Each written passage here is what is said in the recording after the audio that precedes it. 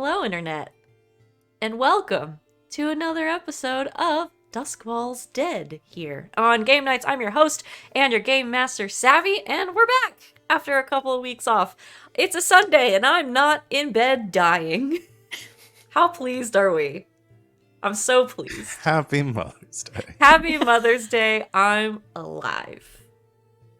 So, there you go. That's your gift, I guess. Hi, everybody. We're having a day already. It's gonna be one of those. Welcome. I'm very glad to be back. We're gonna play Blades in the Dark today. But before we do, let me tell you a little bit about what we got going on the channel this week, because it's a lot. Very excited. After this, tomorrow, we will have a new episode of the Queer Chronicles of the Strixhaven Quartet. That's Monday nights. I run that. It's Dungeons and Dragons at Magic College, and it's been a hoot and a half so far. And it's only gonna get better, so come join us for that. On Tuesday, it's Escape Velocity this week, right? Is a new episode. It'll be your second episode, I guess, of Escape Velocity, your new Stars Without Number game that are your good friend and mine, David, is running over there. On Thursday, we'll have Elegant Creatures, where we play Urban Shadows with a little bit of Good Society sprinkled in. And we're having a great time. This week is date week. Everybody's going on dates. I'm very excited. I think it's actually everyone is going on dates with Juno. Me. And then also other dates. Yeah. Yeah. It's gonna be awesome. And then Friday, we have a premiere. Friday's premiere day, kids. Our new Good Society game called Neon Gods. It's happening. We're doing our session 0 this Friday, the 13th at 9 p.m. Eastern time. Join us. I'll be there. Sid will be there. Val will be there. And a new face to the channel who is going to be joining us, who has not played live with us before. Very excited. We're doing a GM-less Good Society. We're gonna roundtable it, and it's gonna be really fun. So join us for that, and then all the other regular stuff that's happening. Star Power on Saturday. This on Sunday. That's what we got going on this week, and I'm very, very excited. But here today, we're gonna play Blades in the Dark. So I'm gonna let my friends here introduce themselves, tell you who they are, where you can find them on the internet, and who they are playing today. And I think the order is different because I'm running the stream this week. So we're gonna start with Sid. Go, yeah. Hi, I'm Christina Sid. Surprise. That was a great start. Yeah, take two. Hey there, I'm Christina Sid. You can find me on the Twitters at Greek Sid, generally talking about all these TTRPG shenanigans. Yeah, I'll do the big old spiel about all the fun stuff I do that when I'm not here, which is several nights a week. But today I'm playing Barbara, codename Bricks. And she's our tank, but what is her specific name? She's our cutter. There you go. Ooh, great. Sorry, my hotkeys aren't working for some reason. Thanks, Sid. Next is LB. Hi, I'm LB Hackemup. You can find me at LB Hackemup on the Twitters and the Twitches. Tonight I am playing Jemma, aka Volpe, and she is the slide. She's the talk. She's the mouth. The mouth. I like that. You're muted, Savvy. Freaking, I know I'm muted in Zoom. The stream can hear me. Hi, stream. There we go.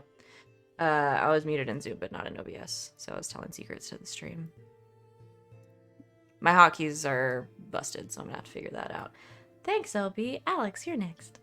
Hello, I'm Alex. You're next. I'm OMG. It's some guy on the internet. I'm here Tuesdays, Thursdays, sometimes Saturdays and Sundays, and then Sunday nights over on LB's channel and the shenanigans over there. And for this game, I am playing Logan, aka Spice, who is the leech. He's the smarty pants. Indeed. And last but not least is Val. Hello, everybody. I'm Val at the Kraken's Crown on Twitter and Twitch. You can find me here Thursdays through Mondays playing and running games. I will be running the aforementioned, I will be co-facilitating, lead facilitating, managing. Managing is good. Our Friday game, coordinating our Friday game of Neon Gods, which, like I said before, will be a hack of good society set in a Wicked in the Divine inspired universe. So come hang out with us for that. And Saturdays for Star Power, for Fate. Weird. That's pretty much it that I'm doing right now. But tonight I will be playing Bron, aka Omen, who is the Hound, alongside their good boy Helsing. Great. And I'm Savvy. I'm running the show. I think that's it. Are we ready to get started? Let's kill somebody. Woo! Yeah, it's time for a murder.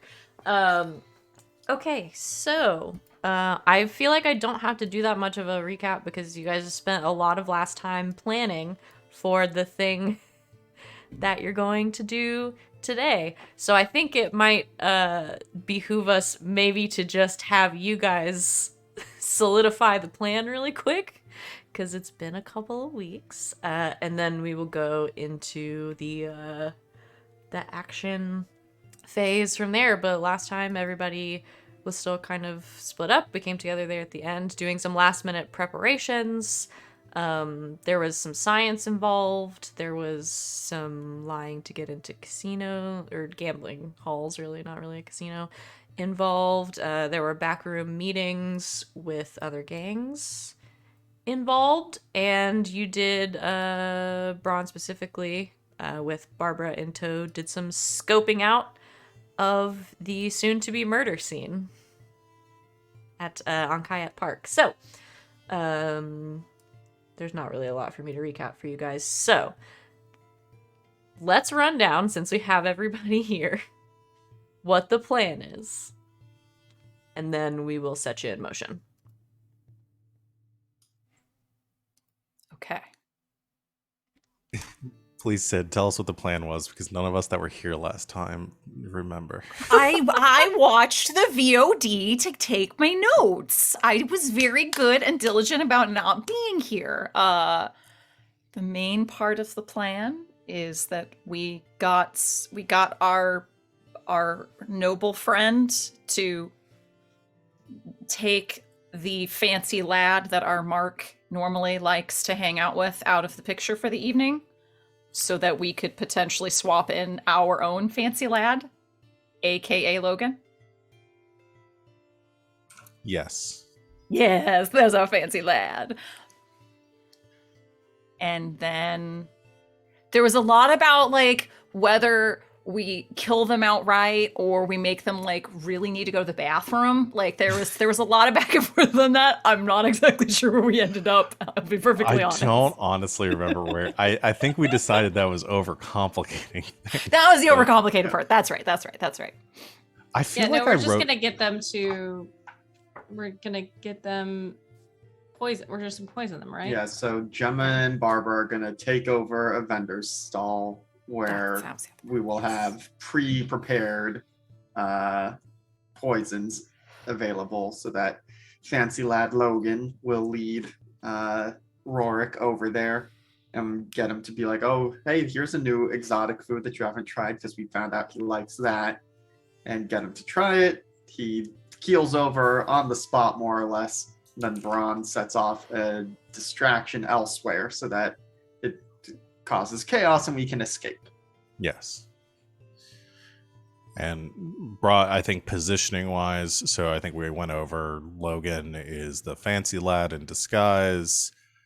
Jemma and Barbara are running the stand, and Bron is on Overwatch. Mhm. Yes. Okay. Okay.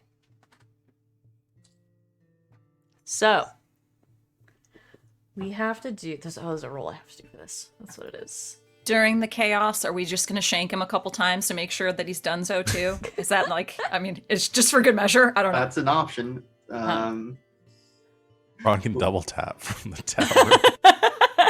Always double tap. We poison him just so we can shoot him. He's actually Rasputin. I don't know if we knew this, so we gotta really make sure. I mean, I imagine we'll know the job is done if the bells go off. That was the idea, yeah. Yeah. Oh, but then we gotta do the thing with the bells, right? Like we gotta get his blood and do something For the supernaturally. crows, yeah. For those crows. But Yeah. Logan has been doing the preparations for that, and so it's just a question of, we got to either inject him with the thing or, get his blood out to mix it with the thing, and then, we still haven't 100% said. Does Logan is. think that, could in the chaos after he, goes down or starts feeling ill, is there any way that Logan could, surreptitiously, grabbing onto him, have, a syringe handy and get, a blood sample? Probably. I mean, the one thing the leech always has is blowgun and darts and syringes. Well, there you go. There you go. Well, is that even too so does it have to be blood, is my question. Could it be, literally whatever we give them also has whatever... I think we components came for up the with the rules spell? for how this works. Yeah, so. you guys okay. did this part, so. I mean, 2 birds, then. He's eating the poison, and it's also got whatever we need for the crows in it. Mm-hmm. It's gonna taste awful, but it's, it's a new food. He just doesn't have the palate for it yet until he keels over dead. You do absorb a lot through your mouth. Yeah, because I guess that's what we're deciding right now. Also, we're kind of solidifying right now is how this works, because this is how it's going to work for all the rest of the killings that we do. Is this something that we are putting, you have to inject or they have to ingest within a certain amount of time before we kill them in order to keep the crows from... Because that's just... If we do that, then that's the rule that we go with, is that anytime we want to murder someone, we want to keep the heat off of us. Either inject or they have to eat something. Yeah. I like that, because then whatever we've injected them with or they have consumed almost does a cloaky thing. So maybe the bell rings, obviously, because they're dead, but the crows don't know where to go. Yeah. Yeah. So I will say it's not permanent. Mm-hmm. So they're going to find them eventually. This is just sort of something that lasts long enough that is giving you all the chance to erase the fact that you were there. I imagine it's not something that we could have them eat and then kill them a week later. No. It would be something that within a couple hours or something we'd have to do the deed before it's gotten out of their system. Mm-hmm. Also wondering if it's something we could, lace a blade with. I don't know if we could dip your bullets in it and have that work. Probably not. But Probably not I would bullets, imagine but I think a blade oil or something would work. mm-hmm. So this is some sort of compound that we as a group have figured out how to make that we can... As long as you can figure out how to get it into their system. We should come up with a name for this substance. Yeah. Crowdark. Crowdark? I actually really say like that. crow blind, because snow blind is a thing. Mm. They're both... Crowdark is also good. I like Crowdark because it was the first thing that said. Mm-hmm. It's the first thing that said, nice and simple. There we go. No.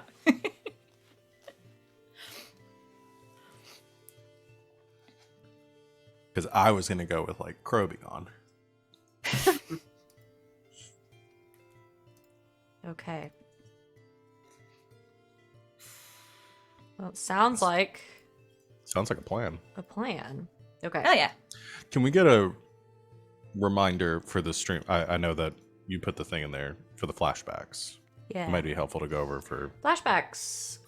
So as part of the action phase, or the actual phase of doing the job, you guys can use flashbacks. So essentially, if you get to a point where you're like, dang, I wish we had done this thing, in preparation. You can essentially take a stress to declare a flashback action, and how much stress you take is basically based on how elaborate the action is. So it's like if it's something that you would have done in preparation for the score but didn't reveal itself as necessary until after the planning and you're already sort of in the middle of the score, you can decide to do a flashback. Anything you would have had like a real easy opportunity to do would be 0 stress, but then anything more complex, you're gonna have to take at least 1 stress to do it. And you do still have to roll for those to accomplish them. So, Darn. Yeah. My Achilles heel. My Achilles. Yeah, so you'll take however much stress we deem it is worth, make the action roll, and then see if it worked or not. It's pretty fun. So that's that. So just remember that you have those at your disposal. So the thing we have to do now is called an engagement roll. Whatever joke you're about to make, I'm positive you already made it last session. I think so. I started to make the joke, and then I was like, no, I think we did that last time. That would be repetitive. Okay, so basically this is telling us where into the action we're going to cut and what sort of footing you guys are on. So we're going to build a pool. Let's see. So it's a fortune roll, so we start with 1 dice for sheer luck because it's happening. And then we got to take into account any major advantages or disadvantages that you have. So is this operation particularly bold or daring? I'd say think yes. so. 'cause We're doing it in murdering a man in the middle of a festival. Yes, I would Pretty say important so. man too. Okay, so you get a dice for that. Is this operation overly complex or contingent on many factors? Yep. I don't know if it's necessarily overly complex at this point. I feel like we simplified it. We're just getting a dude to drink something. But we also still have to make sure that we get him to be flirty with our fancy dude. We have to make sure that we can get a stall for both Jemma Yeah, I and guess if we're Barbara to be able to do. You still have to find the post to be able to, like, it's a lot of stuff. Yeah, okay. Yeah, okay. Okay, you lose a dice for that. Shit. Let's see. Oop. Stay on the page. Does your plan's detail expose a vulnerability of your target or hit them where they're weakest? Yes. That it does. You get a dice for that. Is the target strong against this approach, or do they have any particular defenses or special preparations? Sort of the opposite of what we just said. Not that we know of. No, not that you know of. Can any of your friends or contacts provide aid or insight for this operation? They kind of already did. They Yeah. did, yeah. So we're gonna get rid of Yeah. his regular So you're getting fancy some boy. help. So you get a dice for that. Are any of your enemies or rivals interfering in your operation? Not that we're No, they're aware of, actively right? helping. Yeah, right. Okay, and then are there any other elements you want to consider? Maybe a lower tier target that will give you +1, a higher tier target will give you negative. I'm not going to worry about that. Maybe there's a situation in the district that makes it more or less tricky. I feel like we've already kind of taken all of that into account. Yeah. Mm-hmm. So we'll get three dice. Okay. 3 dice. Who wants to roll them? Not me. Not So Val. the rest of us each roll 1. We all just roll one? Is Sure. this a D6? Yeah, just roll a d6. Okay. That's a 4. Okay. Can I roll real dice or should I roll and roll 20? It doesn't matter. Okay. That's a 5. Okay. So that's going to be a mixed result. You're in a risky position when the action starts. I don't feel like I have to do a lot of work for that one. So, let me find some better music for this. Oh, we need, like, festival music, huh? Yep. So you're at a party.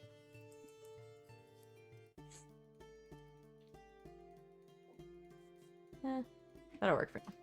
I'll find something else more intense once we start doing murders. So, it is Moontide. The festival is starting to get into full swing in Ankayet Park. I want to start with, because I think they're in the most precarious position, Barbara and Jemma, who are attempting to take over one of these stalls, either selling food or drink or something like that. That's where we're going to start. While Bron gets into position and Logan also gets ready for a different kind of infiltration. It's into a different position. Yeah, needed to get Gemma's help to make him dress up as a fancy lad. Oh, earlier. yeah. Yes, and Barbara and I are in disguise. I have used my fine disguise kit. Super fine. Okay. Oh, did we do load or choose our load? Oh, yeah, I forgot we had to do that. No, I don't think you have to do any preparation for that. You just have to decide what size load you want. I assume that's for each person. It's not like a... So. Yeah, everybody has an individual one. Mm-hmm. So as a reminder, the way that load works, we start the job. Everybody decides whether they want it's like light, medium, or heavy, or something like that. I'm not looking at the sheet. Load. The heavier your load is, the more stuff that you can pull and say you have on you during the job. But the more obvious and bulky your equipment is going to be. Got it. But we don't have to choose ahead of time. We just have to pick which one of the You pick three the options size, we yeah. want. Yeah. So you do have to pick that now. Okay. And then our italicized things do not count toward our load. We can just No. always have those, Those correct? you have, yeah. Okay. I, again, find it amazing that I always have manacles and chain. Yep. That's just a thing I am always carrying around. You understand Barbara's extracurricular activities. Okay.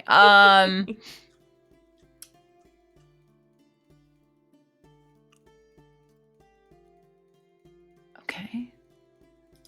Gonna bring a gun.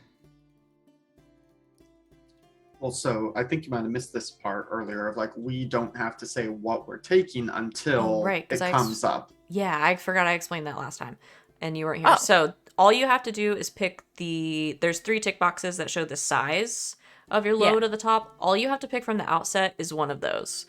Okay. And then as we go along, you can essentially say, oh, this situation has come up where I need this thing. I'm going to say I have that in my load, and it's going to take up however many spots that the items take up until you've maxed out your load. But so you don't have to pick items until they become situationally necessary. You essentially just pick how many spots you have for. You never have to upfront. have something with you that you don't need. Yeah. Awesome. Does that make sense? Yes. Okay. So what are the benefits about having like a light versus a normal load? I know heavy might give you some negatives. Yeah, so something like essentially the heavier your load is, the more obvious it's going to be that you have things on you. And the lighter your load, the more discreet you can be, essentially. that. Okay. Yeah. So I might go with light load then. I'm definitely going with a light load because I'm not sure what the fancy lad outfit du jour is, but there may not be much in the way of being able to hide things on my person. No, probably not. I mean, if you want to Do borrow you my want me to manacles and explain chain, it? I don't...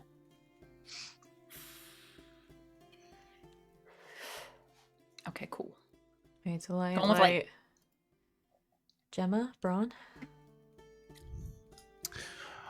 Wait, we're together? No, I was you just she haven't was said asking anything what, yet. Oh. what we were taking. I think I was going to either do a normal or a heavy load since I don't have to blend in Yeah. at all. And so I have things in case shit goes wrong. Just doing a light load. Okay. I think I'll do a normal load. Okay. Excellent. Is there anything else we're supposed to do beforehand that I forgot? I'm sure we'll remember something. Probably. I'm putting Pirate Tavern on because I like it better. Festival. So, I was gonna look at the disguise thing. That's what I was gonna look at. So, index. It's gonna be easy for me to find. No, it's not. Does the disguise kit, does it say it gives you like a bonus of dice rolls or anything, or do you just have it? It's just a thing that you have. It is just a thing that I have, but I can look more into it if you'd like. You have plenty. I'm not gonna make you roll, I think, regardless, because you have plenty of time to do this. It's not like you're not like rushing to do this at the last second. Like you've had literally all day to get ready. So, I'll look it up if it becomes a thing later. Like if you had to use it like on the fly, I'd probably have you roll. And then probably like with a bonus dice because you have a kit, but especially if it's a fine. Yeah, it's just it has flavor text, but it doesn't say like plus to anything. Okay, that's fine. So everyone's gotten ready. The festival is getting into full swing down in Silkshore and on Kayet Park. Bron, you are setting up in the bell tower. Is that right? Yes. Logan, you are getting ready to intercept Rorik. And Barbara and Jemma, who we will start with, you are setting up, posing as vendors. So let's start there. How does that go down? Because I think this is where the sort of precariousness of the situation from the engagement role comes in. I think because a lot of these vendors have been preparing for a couple of days for this. Even yesterday, like there were some like down there like setting up tents and stuff. So you're in a little bit of a precarious spot trying to do this last minute. What's the plan? The plans. We got the plans within the plan. Fancy bartenders. Fancy drinks. Fancy bartenders. Okay. How do you go about getting a He tent? likes really nice food, new concoctions and beverages. So. Okay. So you want to sort of scope out maybe a tent that already has those available? Or are you bringing your own? Does Barbara want to hurt somebody first? That's really the only thing. I mean, I was thinking that, or maybe we just jump straight into a flashback and because Barbara has some friends that like perform and things like that, so might be a little more familiar with some of the vendors too. So maybe even hitting up someone in that scene that she could talk to, or grease a palm or something along those lines. Would that be possible? Yeah, however you guys want to approach it. Or should I just beat somebody up? What do you think? I mean, I'm all for doing things the less tricky way. The more straightforward way? All right, let's go break an arm. Let's do it. No, Okay. no. I meant the other way. I meant the other way. The other way? Oh, okay. Yeah, let's do that then. It's easier to convince somebody than to like. There's less moving pieces if you're not worried about someone waking up or being concussed in the background. Don't worry about them waking up if you kill them. That's true. But we do have to worry about the crows and shit then. Yeah, that's true. Also true. All right.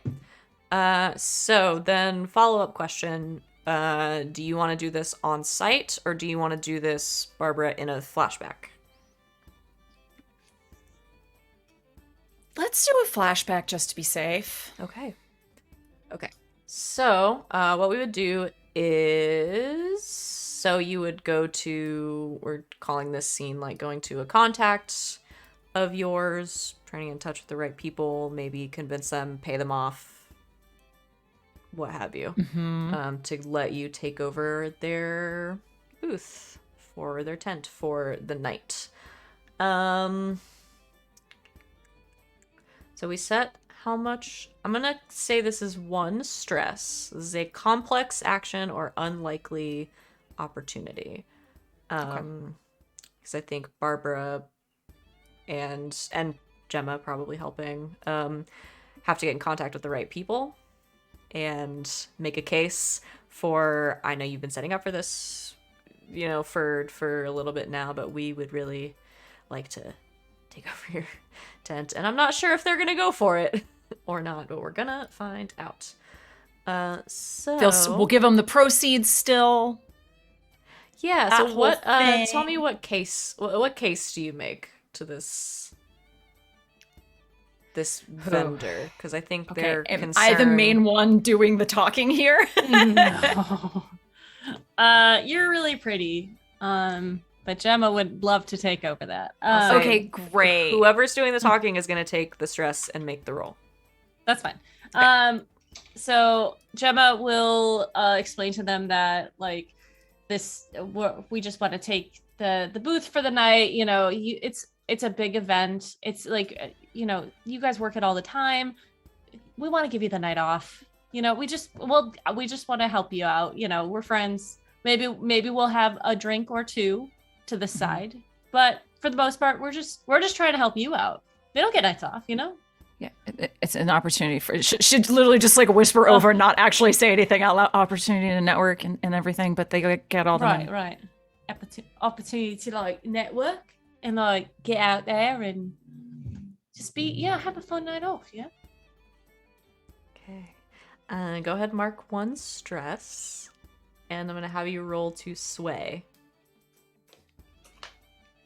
What are all the things? Risky Yes. and standard? Yes. Oh. No bonus dice? Nope. Go.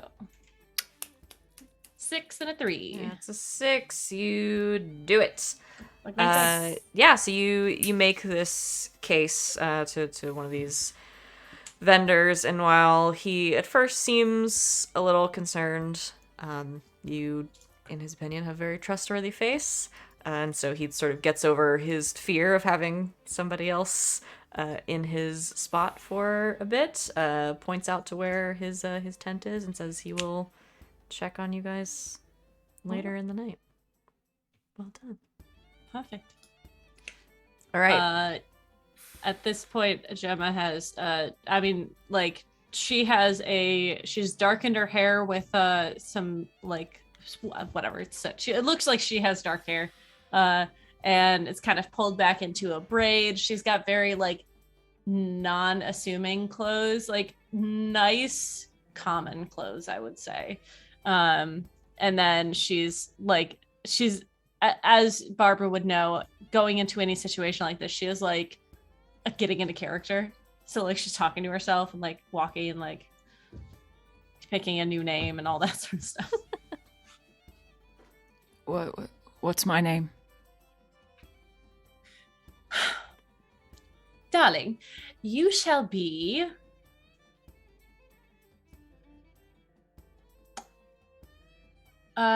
Karen. Karen. And I will be Kathy. Do I look like a Karen? You could. You just have to All right. feel it. You know, just breathe it in and be Karen. No, I'm going to get confused. I'm sorry. Kathy. Karen. All right. And we work together? Right. That's how we know each other? Yes. We own our own business. Oh, Making business partners. specialty fancy drinks. Something out of the ordinary, unexpected. Ooh, we I could feel do like a habanero dish. Like tequila and habanero. A spicy margarita. That's never been done before. I like spicy. You're welcome to try it first. Remember, Kathy. No, you're Kathy. I'm Right. Karen. Karen. Oh, the K's confusing. Should we change it? No, I think it'd be easier if they're Right. both K's. So, yeah. Yes. If you get confused, just refer to me as darling or friend. Anyways, let's get back to prepping the dishes. Lifts 4 cases of alcohol at once, moves it over. As Karen and Kathy invent spicy margaritas. Hats off to you, ladies. That's fucking jalapeno margarita is so good though. Mm. Anyway, Pineapple habanero margarita. so good. Do Barbara or Jemma have any bartending experience? I think they both had a lot of drinks. Sure. Sure. That's fair. Barbara worked in a bar, but she more did fighting in the bar as opposed to bartending. Okay. But they can like mix it decent. Mm-hmm. I think. I mean, Okay. yeah. Okay. So as the two of you get set up, is anything happening in the bell tower? It's just watching all of this, essentially. I guess should I go ahead and say that I'm using one of my load for a spyglass to keep an eye on what's going on? Yeah, I'm gonna do that. So I Okay. have a spyglass as one of my items. So Bron is just watching all this, keeping an eye on the movement, and especially towards once they have a beat on Logan and our target, we'll keep an eye on them. Okay. Logan. You're dressed up. Yep. Super fancy. Very disguised. Are you actually carrying a fan? Because I love that energy. Probably. Yes, it's very good. How? I guess so. What's her face? I can't remember her name right now, but your noble friend, that we keep just calling your noble friend, was getting. Who gave her a name? Yeah, it's somewhere on the sheet. Iramina. Iramina, thank you. Has come through, and has gotten rid of Fancy Lad. What did I name? What's his name? Vinny. Vinny. Vinny. So don't do that. There we go. The only thing left to do is to figure out how you end up with Rorik. I think is going to go to well, I suppose it depends if Rourke was going to pick up Vinny from Vinny's home or from like the bordello that he worked at, which I feel like we probably would have gotten that information. I don't know if we need to do a flashback to confirm that. I think that LP's just posting our 5 means death pictures in the chat. I'm not sorry. I'm Passive not either. aggression. Passive aggression. No, I feel like you would have gotten that information alongside everything else. Was probably going to just pick him up at his home. Okay. So Or I think have someone pick him up. Probably wouldn't do it himself. because it would be obviously very weird to just be like camping out outside this person's home. So I think probably is going to be, I think is going to try and position himself at a bordello that is near where Rourke is going to be heading out from. Okay. And like either on the way to the park or that's probably going to be the best bet so that can be there and catch him en route. Okay. So somewhere they would sort of maybe stop along the way. Mm-hmm. Okay. Yeah. I think that's easy enough to do. So you sort of post up, wait a little bit, and they are you can see them and hear them coming. They are currently in, let's see, it would be Rorik and probably like 3 others. Yeah. Pull up the folks here. Got the NPC list here. Yeah. So Rorik and 3 other people who are in sort of a... It's not like a nice carriage. It's a wagon that has sort of been painted and like made up to sort of look like a nice carriage, and it's horse-drawn and there's someone driving it. But it is still open in the back. So you can hear them coming. There's sort of some whooping and hollering and singing, and they're obnoxious folk.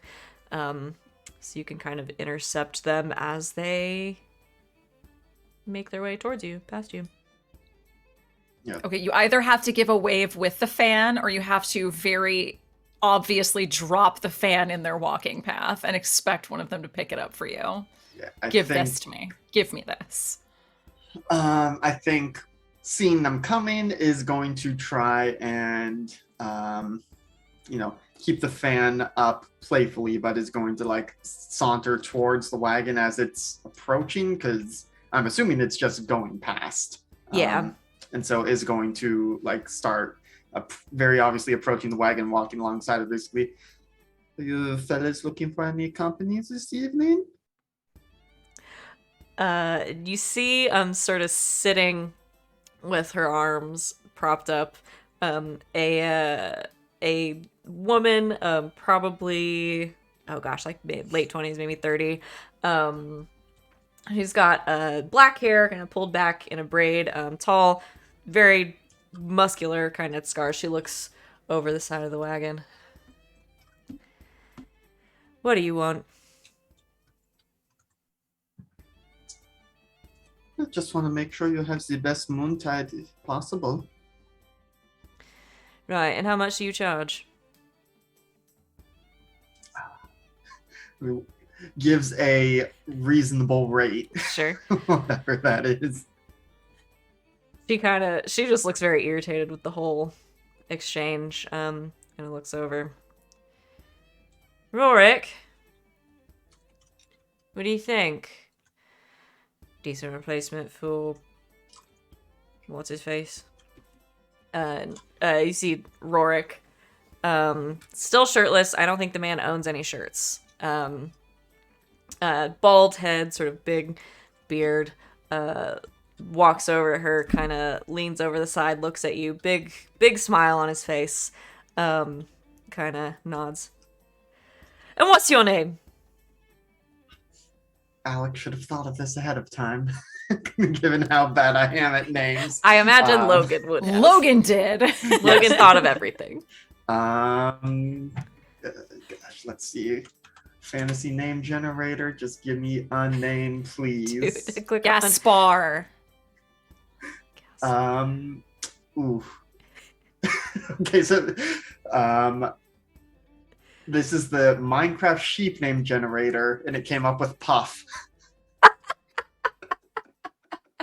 Feels right. Yep. Okay. What's your name then? They call me Puff. All right. Well, we're down a friend tonight. Heading down to Moontide. Hop in. Does a little curtsy bow and gets onto the wagon, trying not to look too silly with the outfit on. The woman that's with them sort of reaches a hand down, pulls you up, gives you a little assistance. And there is some more hooping and hollering. And there is some singing from a couple of the members in the carriage, and Rorik kind of sits down across from you. So, Puff. Unusual. Is that a nickname? Yeah, it is more of a descriptor of my skills than a name per se. Well, can't say it's a skill I've heard of before, but anything goes on Moontide, I suppose. Indeed it does. All right, boys. Here we go.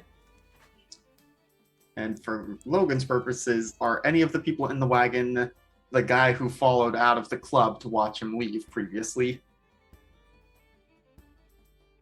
Yes. One of them Okay, is. that's gonna be fun. He is tall, sort of like shaggy blonde hair. And you can get sort of a closer look at him, but it's definitely the same guy. He's got some scars and pockmarks and stuff. And is kind of sitting next to the woman who you've spoken to and who begrudgingly helped you up into the wagon a little bit. Yeah. We've got a chat redemption. Logan, Spice, Puff, do not die, is what this says. You can have +1 dice on your next roll. Very good, thank because you. the chat doesn't want you to die. I'm in very much danger in this You're in a lot of danger. Okay. Sorry, chat's cracking me up today. So you are on this wagon, this carriage, this makeshift carriage. There's a little bit of small talk that kind of happens, goes around. I think the blonde man that you recognize kind of pointedly looks at you at one point, and just kind of in a low voice like, "So, you from around here?" Not originally. I grew up in a place where Logan's accent comes from. That's a good question. Right. So, what, refugee then? If you want to call it that, I saw it more as an opportunity to ply my trade here. Right. You been in the area long? You look familiar. I've been here for a few months, yes. Right. Listen. Keep the big guy happy, alright? He's tough to deal with when he's cranky. Thank you, I will keep that in mind. Alright. And, if there's anything I can do to make your evening better, you just let me know. Yeah, you're He not gives really my him type. a wink. Appreciate the offer. Gosh. Got an NPC name from the chat. Also, thank you, chat. And you finish the wagon ride. Doesn't take you that long to get over there. Eventually, you're gonna have to get out of the wagon, get onto a gondola. make your way sort of through the canals to Ankayet Park. I think most everybody that's in the park sort of notices when Rorik and crew arrive. He's a very boisterous man with a boisterous group, and they sort of make their way in, hooping and singing and clapping with the music that's playing, and yeah, everyone's in the same place once again. So how does this go down once you arrive at the park?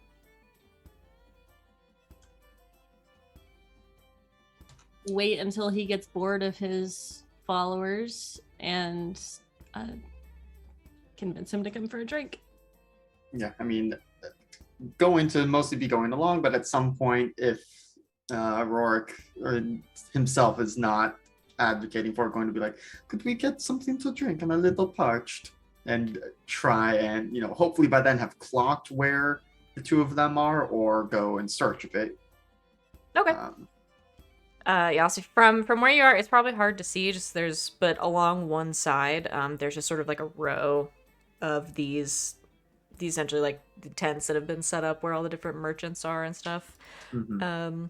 Yeah, so you say this, Rorik sort of nods at his crew, will take you by the arm and start to walk over toward the tents. It's not going to be that difficult for you to find Barbara and Jemma, I don't think. Sure. If need be, was even going to look at the bell tower and hope that, Bron is keeping a lookout and can nod, point in a direction. Bron is so tempted to just shoot this guy right now. It's not the plan. It's not what we're doing. Okay. Yeah, so after a minute, you find the tent where Barbara, Jemma, Karen, and Kathy are. You make your way up, kind of pulling Rorik along a little bit, but he's happy enough to go along with it. He's sort of in his element right now, so he's pretty easy. You guys have set this up in a way that makes it really hard for me to justify making you roll for anything, which is pretty great planning on your part. So you kind of pull him along. He goes along with it, kind of talking to you a little bit, just kind of like making small talk, being polite, asking you what kind of music you like, that kind of thing. I don't know, the kind of thing you do on a first date.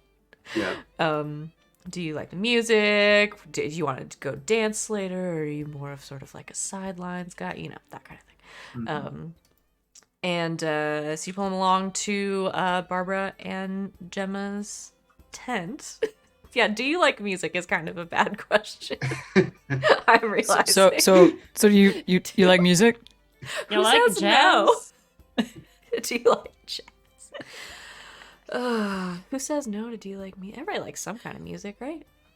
If you're on a date and you ask someone, do you like music? And they're like, nah, leave that date. I'm just gonna save you the trouble. Just go.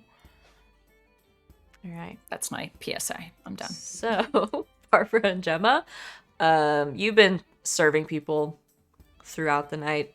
It's going fine. But you see Logan, along with a very large man, arm in arm, sort of come up to your table, your booth here. Just the two of them? Yeah, just two of them. Okay. Jemma will do what she's been doing all night and with her a large display of her arms. Welcome! What is this booth called? Whatever we want. It's a great Because question. we made it up. I've made a mistake. Made a terrible mistake. This is where our plan falls apart. We didn't come up with names. No! to the salty bartender. Karen and Kathy's concoctions. No. Whatever the booth is called. Because we just borrowed the booth, right? Yeah, I have no idea. It could be whatever. I like the salty bartender. That The is salty nice. That has a bartender is nice vibes. We specialize in wonderful, interesting drinks. Right now, we have had much success with our new spicy margaritas. People seem to be quite taken with them. They're really good. Interesting. He sort of looks at you, Logan. What do you think? Are you the adventurous sort? When it comes to my drinks, yes, I like a little bit of everything. All right. 2 of them it is. And would you like it a little bit spicy, or a lot of it, or somewhere in the middle? I mean, I say go big or go home. And someone with your points to Logan, with your very thin frame, might want to go with something a little less spicy, just so we don't have any dietary issues. I wouldn't want you to be unhappy. Well, I suppose I will trust the experts. Wonderful. Jemma will turn and start to make the drinks and poison the spicy one. Okay. I feel like I'm gonna have you roll for slipping something into this guy's drink. That would be a finesse. Can Barbara help me? Because I do have one thing in this. Can I help by distracting or like spilling something? I forget if that's a thing. Is that a thing? It's a thing. It's a thing. I wrote it down somewhere.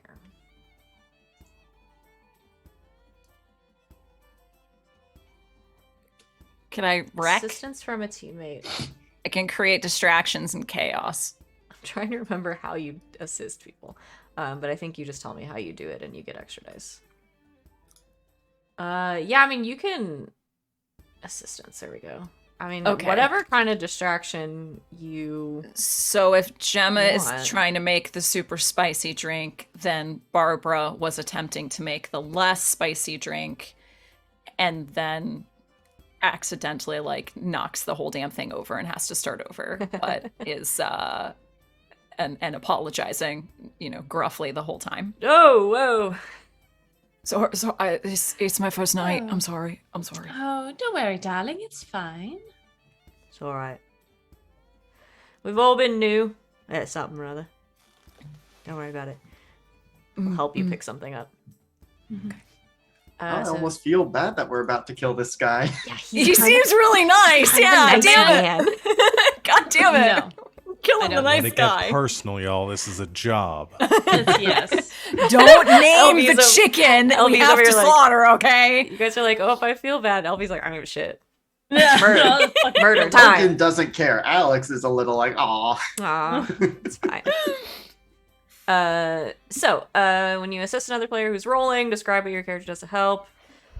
Take 1 stress and give them Okay. +1 dice to your roll. You might suffer consequences that occur depending on the circumstances because of the roll. Rolled a 6. That's it. You've done it. Again. Oh, the other one was a 1, huh? I know. Woo! Yeah. Hey, But good go big or news go doesn't- home. Yeah. It's like he Uh, said. She does the thing just because I watched Prometheus last night. She does the thing that Michael does where Michael Fassbender's character, whose name is not Michael in the movie, but he like grabs the drink. And, It's like, what we all dips his- think of him as, Yeah. though, the whole time. Sorry, I just got distracted by Michael Fassbender. Who Um, doesn't? And hand it off to the gentleman. Now, this is the spicy one. Mind yourself. Sip it slowly. Or if you're feeling really adventurous and would like to show off a bit, you can do it all at once and see how well you fare. Points for not crying. Oh no, a challenge. I know this man. I have done research on this man. Do you have to roll for this? I can try to sway him. I'm asking myself, Oh, but only a little bit. Go ahead and roll sway. everything standard? Yeah. Nothing a bad will 4. happen. Okay. He looks at you, kind of looks at Logan, swirls a drink in his hand, and then sort of holds his glass out to you, Logan. Cheers. Yes. The Moontide. And downs it. Perfect. Logan will take a small sip, but being careful that there was not the spillage from his drink. Well, that's good. Wonderful. You might want to walk it off a little bit before you have your second one. Sometimes it doesn't hit the stomach properly. Walk over to Yeah, that other place and eat something. Please there. go away. Please go away from here. Very quickly. Oh. Please go. Shall we take a stroll around? That sounds lovely. Thank you, ladies. Have a great moontide. The next people walk up and oh, just one moment, please. Turns to Barbara. We must get something from the back. We're just gonna leave. Just not come back. We'll take the money box. Well, Barbara no, stacks up the remainder of the alcohol, and we get the fuck out. Oh Yeah. Put it in. We'll put the money box somewhere safe in the back so that it's like, so that they still get the money. Hopefully, if they come back, like not like we're setting up on top. I don't want to steal these people's money. No, we're getting But them their also- money. Yeah. Okay. I won't piss anybody off. Right. Okay. And then just like ruffle the hair so all the stuff comes out. Like do the reversal of the clothes. Just walk away. And walk away. Tuck the money box away somewhere safe. And begin to make are you leaving the park at this point?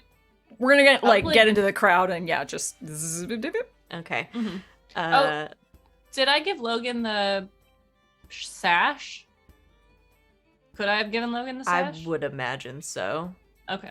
Yeah. I know we talked about it last time, so I Mhm. would imagine you have that somewhere. How long does this take to work? Given that he chugged the whole thing, it's probably within a few minutes. Okay. So you take a little bit of a stroll, listening to the music that is playing. I'm about to have to put on the intense music, because a short few minutes later, you've sort of rejoined the rest of Rorik's crew. He just sort of stops kind of in the middle of the park, and you can see his face sort of go like very pale, and all of a sudden he just doubles over, sort of falling to his knees, like retching, and he goes pretty quickly, based on, I'm sure, how much poison you Yep. gave him, or some good like action And music. Puff is going to go very, oh my god, what's happening? And like take out the sash that we were given, but have it folded like a handkerchief and like be trying to dab at his face. Yeah, you lean down and chaos immediately starts to ensue. The woman with the black braid starts to shout for help. You start to shout and like dab at Rorik's face. He is very clearly dead. It all happens very, very quickly. I am gonna have you roll to convince them. Sorry, I just saw the art that's on your character sheet. Yep. I put in some new. It's unofficial art, but Oh my god, it's good. I guess sway. oh, which I This is have deception, nothing in. right? Yep.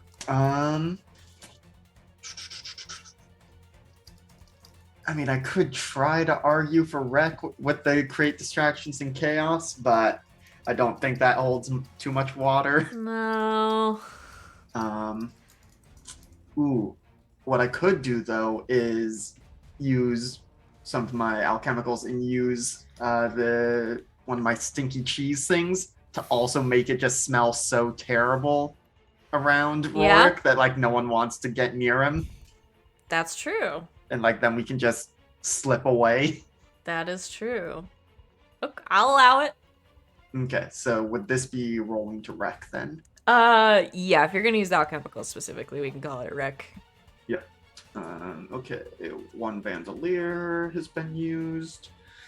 Okay, is this risky or desperate? Ooh, I think I'm gonna call this one desperate.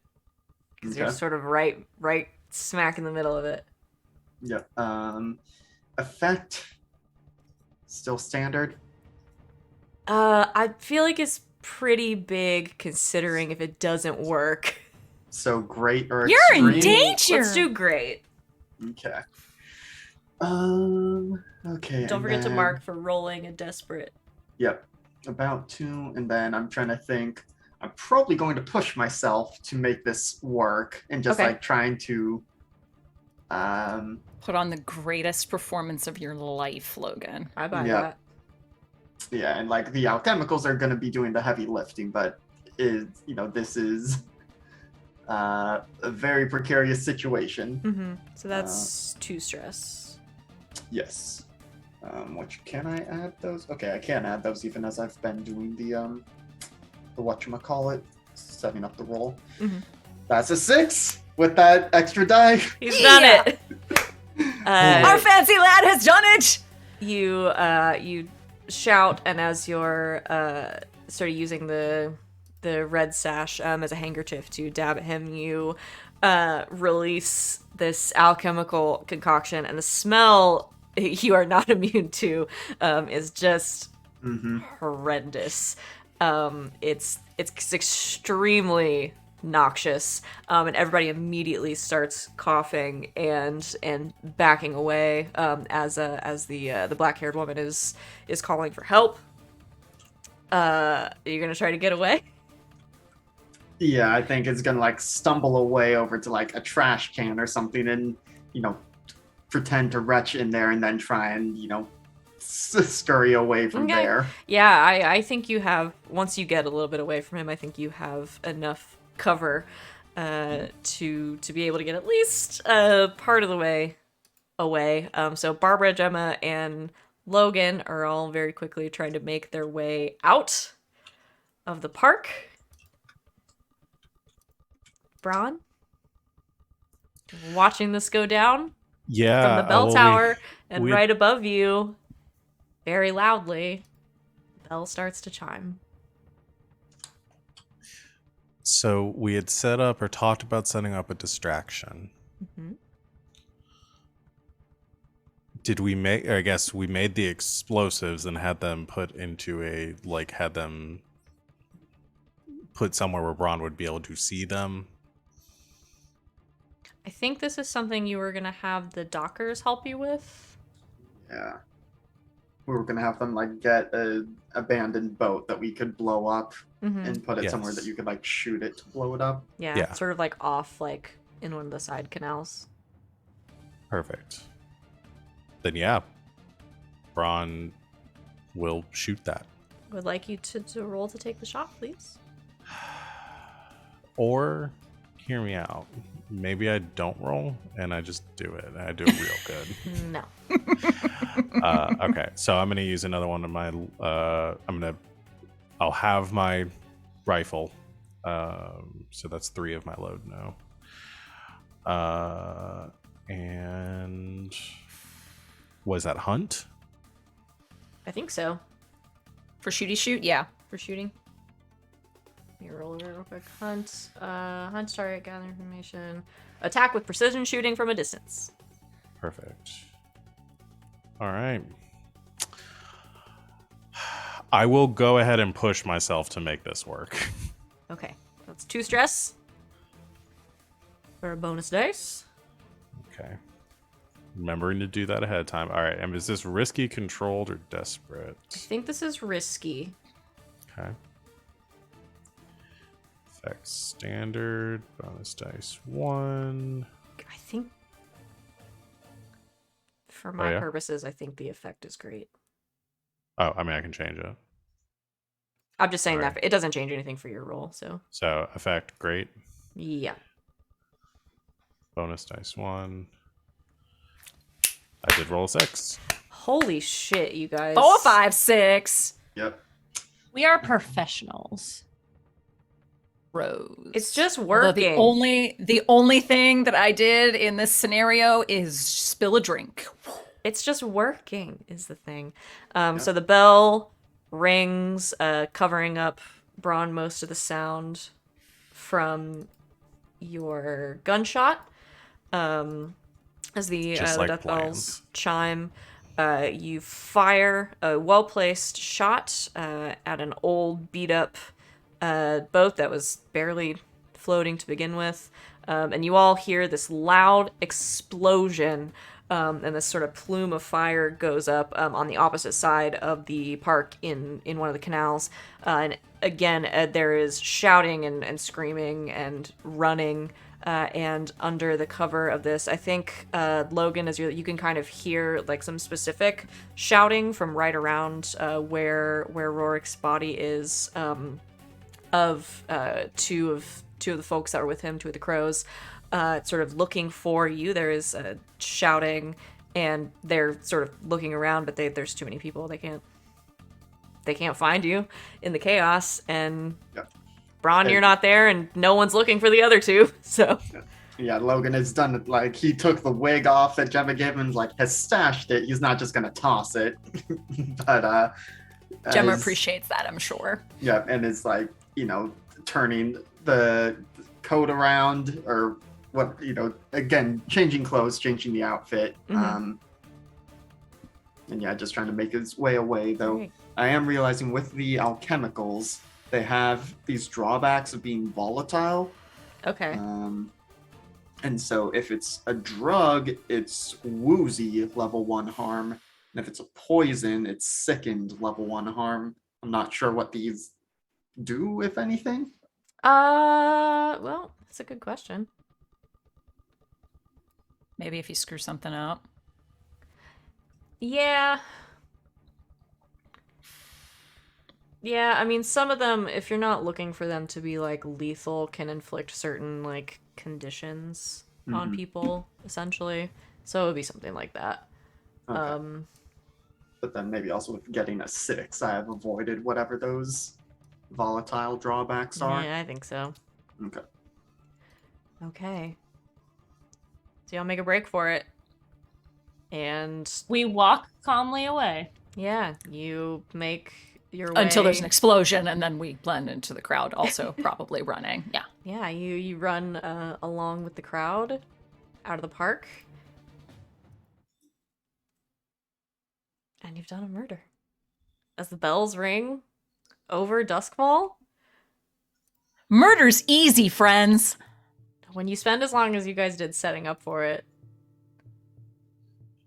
I can't believe you rolled so well. Don't let anyone ever tell you you can't do a murder. You 'cause guys just rolled. With if you some try hard enough, gumption, yeah. some well-timed Planning. planning, Professionals. You incredibly too. and well. professionalism. You two can commit murder. All right, and In the TTRPG. TGK does not condone actual murder. I I feel didn't like I need to realize. say that. No, but And- I do. But Val specifically does. You make your way out of Ankayat Park and along one of the canals till you can catch a gondola, hop across. And you see, I suppose, probably some blue cloaks, some blue coats making their way toward the park to see what all of the commotion is. And you hear sort of the calling of the Death Seeker crows overhead, trying to figure out where the heck they're supposed to go, because you've put them off for a bit from finding the body. Like, something's happening. We need to be there. I don't know what. We're going. We're lost again. Damn it. Okay. What do you do? Probably You're all go to high off murder. Yeah, probably go to a bar. Probably not go Mhm. straight home, just Yeah. in cases. Yeah. Okay. Get a nice beverage. You head to you can head to the Razorback, down in the docks. Get a drink. Done. Logan is like taking so many napkins and just like wiping stuff off and just. You all really put this on your face every day? Oh, not every day, but most, yeah. Right. I'm Some of us. honestly shocked. But he That made is the all- shot. That was so pretty. That this went off so smoothly. It's never this easy. Yeah. Let's go lay low for a while and We did a good job. right. Let's hope so. So let this be a lesson. Never let your lust drive you. No. The man was thinking not with his brain, and that's why I was able to string him along. Drinks. Oh, Drinks. Thanks. Gemma shuffles quickly away from this conversation. You grab some drinks. You sit down, and as you are toasting your first, probably of many, drinks to a job well done, from next to your table, you hear a set of footsteps, and then someone kind of awkwardly.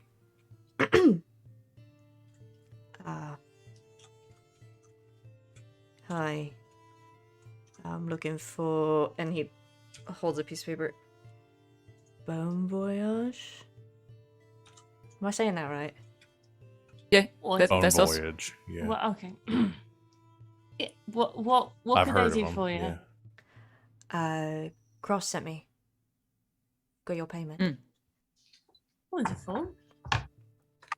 He takes out his pocket, drops a coin pouch on the table. Well done, I guess. Sorry, what was your name? Who, me? Yeah. Oh, George. George. Lovely. Thanks. Just gonna. Well done. He leaves. Because now Money. it's payoff time. So, two things. One, coin. You guys get, for everything you accomplished, 8 coin. Woo! A big score. Big score. First score, big score. Twos a piece. Yeah, so you can put it. So what we can do with coin is there's a spot on it for the crew sheet, and you can have crew coin. You all also have a personal stash where you can stash away coin for yourself. Your personal stash is important because if you reach a point where your character has to retire, how much coin you have stashed away determines how good or bad the rest of their life is after retirement. This is essentially your assassin 401k. So yeah, and you can get stashed a couple different ways. You can take it from this coin. You also, every time the crew advances, everybody gets some stash as well. So it's up to you guys what you want to do with it. You can also Barbara puts her vault 2 coin thing. in her stash. You can also vault things away for the crew. Jemma is going to spend this immediately. So, I mean, I'll put it in my stash, but it's gonna go away pretty quick. So I'm looking at the sheet, right? There's like 4 check boxes next to coin, and there's like the 4 rows of boxes underneath with stash. So the box that says coin next to it, is that like where we mark how much coin we have on us, or Yeah, so let me pull up the stash thing for you guys. Stash. So I imagine if we fill up a row for stash, we fill in one of the big boxes, and it's how many big boxes are checked would determine quality of life. yeah, I'm looking at the 4 that are above the stash area next to coin. Yeah, so the stuff that determines your quality of life. So if you mark your final trauma and you have to retire, because you essentially, when you mark your final trauma, you either retire or you go to prison. Okay. Oh. Those are your options. So so what's how much coin you've stashed away determines your fate essentially after retirement. So like if you have a stash of 0 to 10, you like end up in the gutter. 11 to 20 is meager, 21 to 39 is modest, 40 above is fine. So each full row, there's 10 in a row, I think. I'm not looking at the character sheet. Yeah. Yeah, so you would mark each full row is the quality of your life. So that 0 to 10 is like you would start filling up that first row. And so if you're in that first row, you have a shitty quality of life, and then it goes up from there. Okay. So is there an advantage to keeping coin on us versus in our stash? I'm sorry, I'm pulling it up. Can we take things out of the stash? You can, so you can pull coin from your stash. You remove 2 stash for 1 coin. So essentially, if you stash stuff away, you kind of want to leave it there. Okay. So we'd lose out on that coin if you have to pull from it. Yeah. Gotcha. So that's the. But we can only carry 4 coin on us at any given time. Right. Okay, that makes sense. Yeah. I figured it was something like that. I was just like, yeah. So you can stash it away if you need it. It's essentially like if you get desperate and you have to like sell off some of your assets or something, you can pull it. You have to pull 2 stash to get 1 coin though. Yeah, it's less like we have a box full of money somewhere and more like we are taking that money and more of an putting it towards investment, setting up for a better life. Yeah. Okay. Encrypted coin. Yeah. Bite your fucking tongue.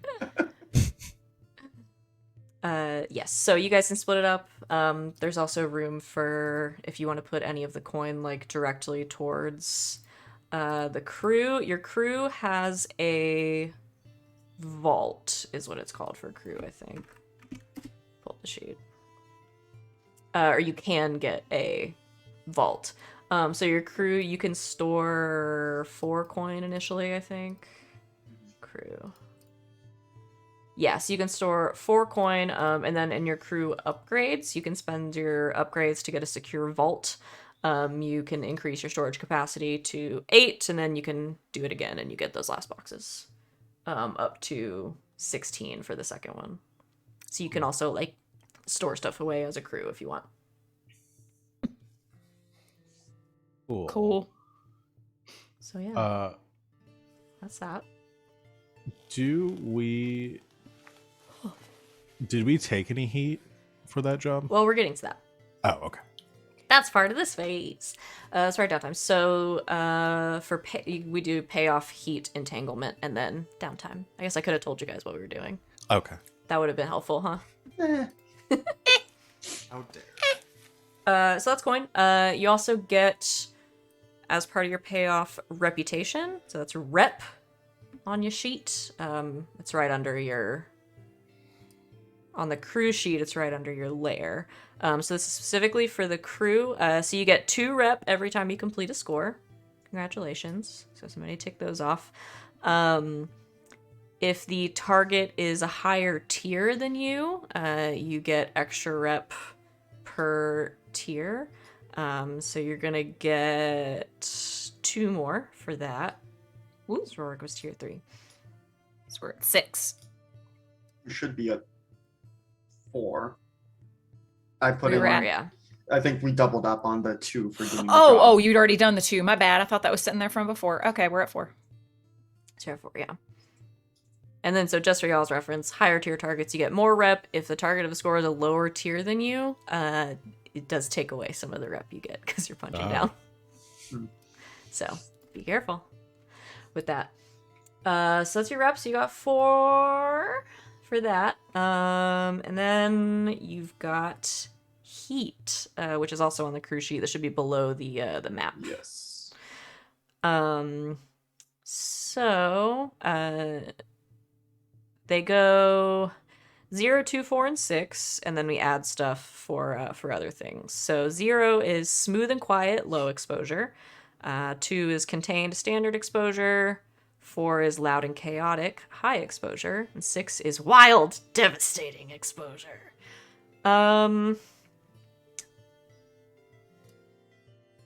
That's hard though, because it was definitely like loud and chaotic, but no one has any idea that we did it. Yeah, but not right? for us. No, but Yeah. I will say 3 of the 4 of you were public facing at least a little bit during the Yeah. preparation and for the score. So I think I'm gonna call this 2, like meet Sure. in the middle. So it'll be 2 heat for you guys. +1 heat for a high profile or well connected target. Okay. So 3. If the situation happened on hostile turf, it did not, and you are not at war with another faction. The last one would be add +2 heat if killing was involved, but you guys don't have to do that. Because that's just our job all the time. Because you Yeah. have Crow's Veil, so you'll just take the 3 heat. And so when the heat tracker fills up, you erase them and you get a wanted level, but you guys still have a little bit of ways to go before you're wanted. Because you don't have to take the murder heat, which is Yeah. crazy. I'm wanted. Okay. Now you get. Okay, so that's heat. That's payoff. Now you get an entanglement. So we're gonna roll on the table for this again because I think it's fun. So how many heat do you guys have total? 3? 3. Yes. Okay. So you're on the 0, 3 table. So I need somebody to roll me. Let's see. How many dices is it? We haven't here to determine. Generates an entanglement. Find the column. Roll a number of dice equal to their wanted level, which for you guys is 0. If wanted level is 0, roll 2 dice and keep the lowest result. So somebody just roll me 2d6 and tell me what the lowest number is. Who wants to roll it? I Not will me, just I roll. assume. I'll do it. I'm taking the one myself who's rolled out a of- 1, so. Yeah. Lowest number is a 3. Okay. The 3 is. Ooh, gang trouble or the usual suspects.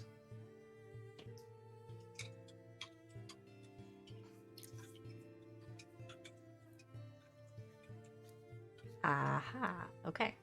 We're gonna do the usual suspects. I think that's more interesting. So every time you do a score, you get some kind of entanglement. These are a lot of different things. It says your scoundrels and crew didn't just spring into existence tonight. You have a history of favors, commitments, and debts.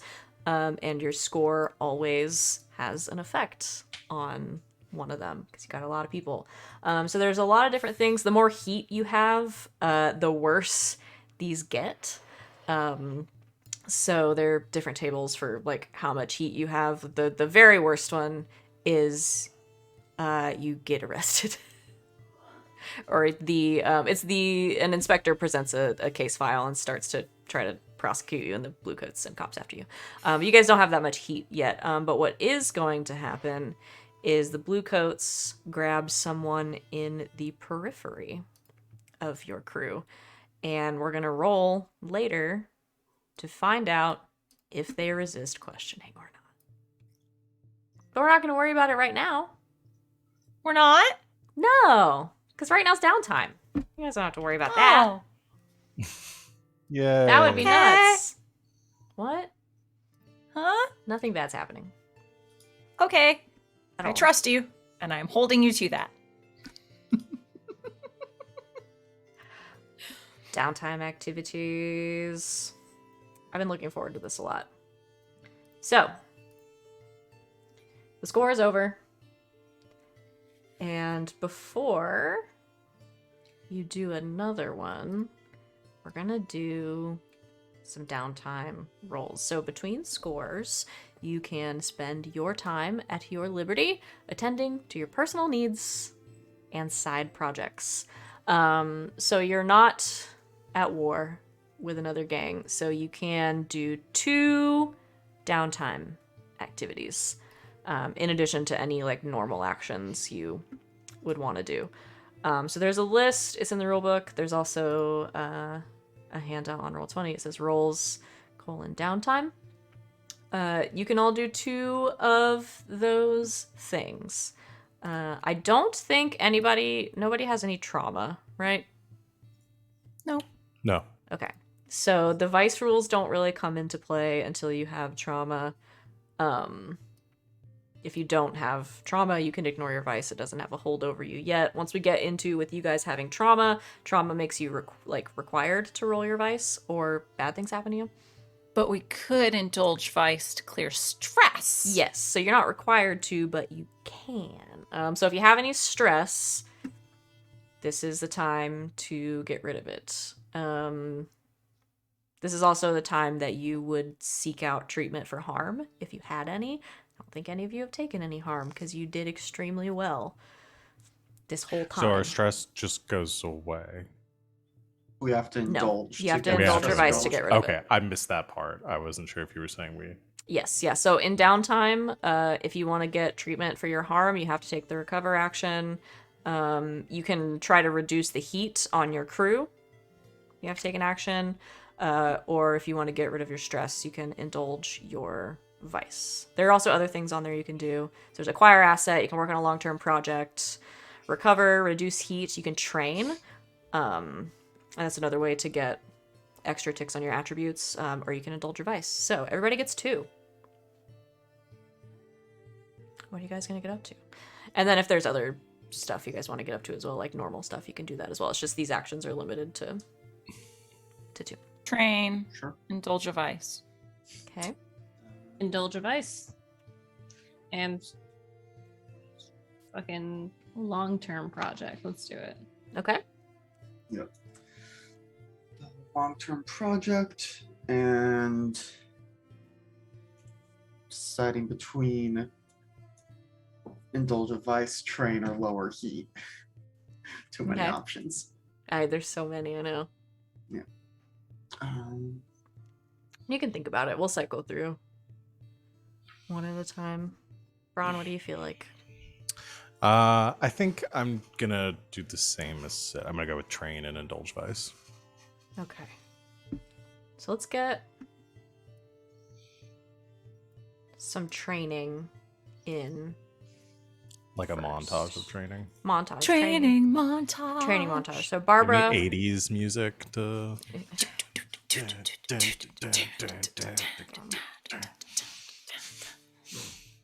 I'm done. You don't need the music. I've completed it. Thank you, Sid. I don't No think I have anything for this. No.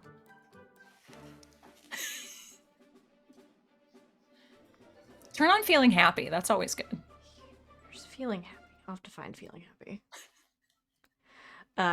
In the meantime, so Bron's doing some training. Barbara's doing some training. Mm-hmm. Anybody else? You want to train together, Bron?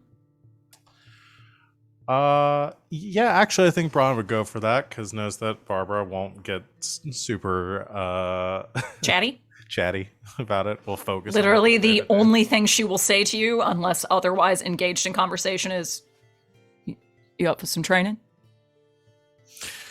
Yeah, that'd be good. Unless just don't invite anyone else. All she says to you the whole time. Okay. What do you guys work on? Lots of cardio. Okay. I imagine so. Bron is probably mostly like training regimen, like from the old days of with the what's the name of the group again? Inspectors. Mm-hmm. So like, there's probably some like weight training stuff like that and actual cardio, but also like marksman training sort of stuff, sharpshooting. So maybe gets Barbara to help set up some bottles or something, or do the like the skeet shooting. Like, Pull. yeah. Pull. Nice. All right, you guys get some good training in.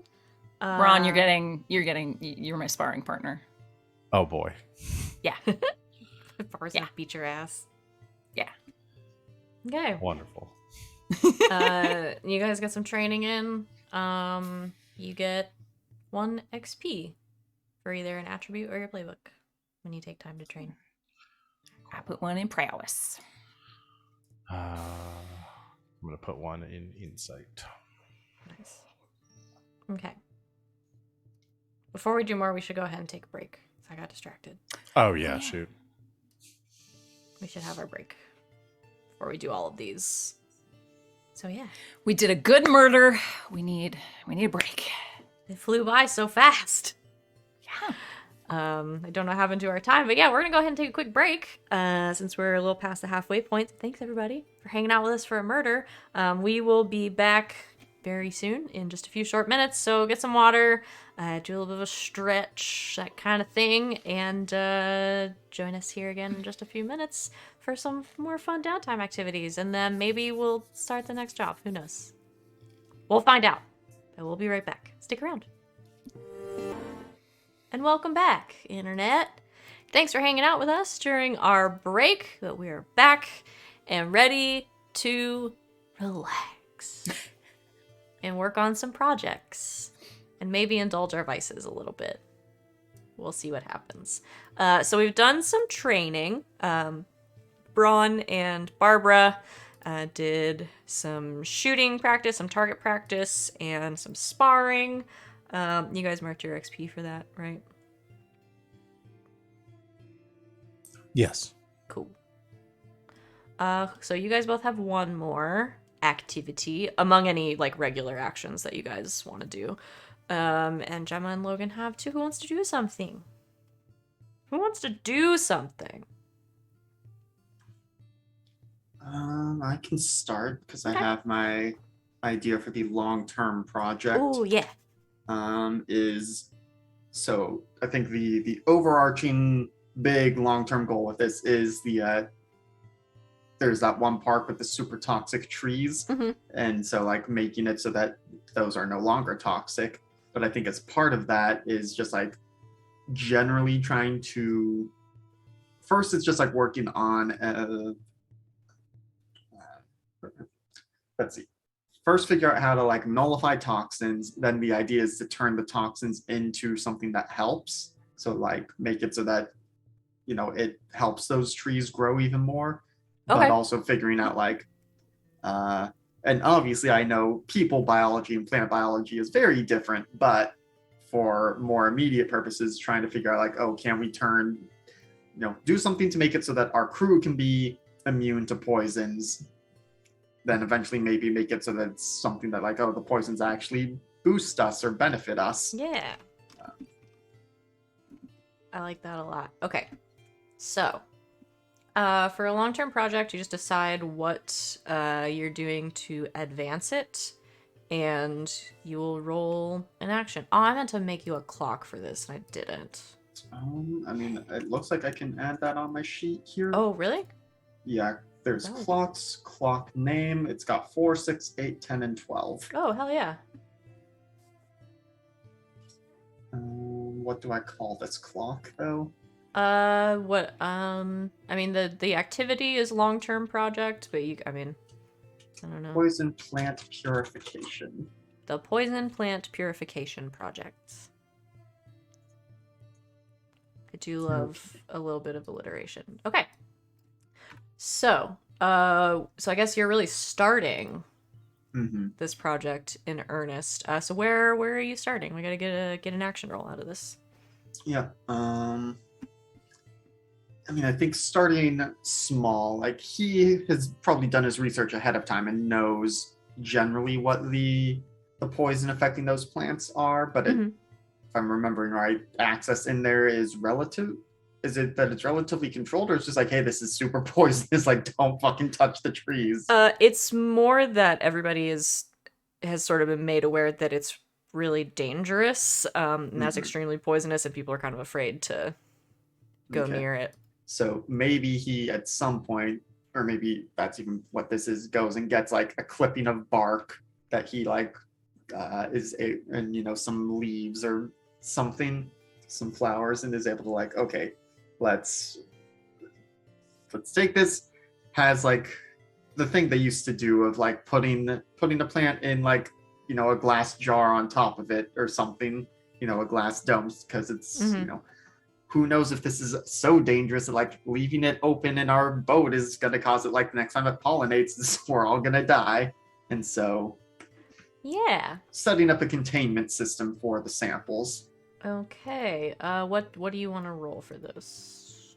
This is probably Tinker. Yeah, I'll buy that. Okay. I assume this is controlled, or is the nature of these plants so dangerous that this is risky? I'm gonna call it risky. Okay. Just because you're still sort of figuring out exactly how they work and what they're capable of. Mm-hmm. But standard effect, Yeah. or just limited? Standard. Okay. No bonus dice this time. That's a 4. Okay. So a 4 to 5 is 2 clock segments. Okay. And so on the sheet it doesn't actually have the picture, it just has the numbers, so I have to really? figure out how much that is. Ah, jeez. Let me see.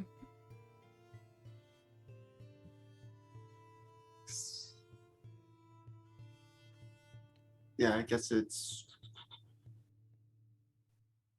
I So mean, that would be... would the first segment be to 4 and then the second segment is to 6? But that seems odd that it would already be halfway there. Well, I mean, the clocks aren't that...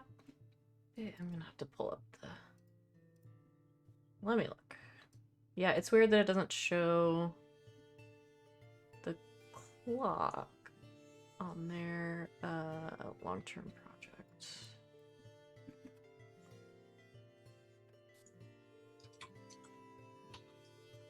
That's not the right page. You lied to me. Look. What the hell?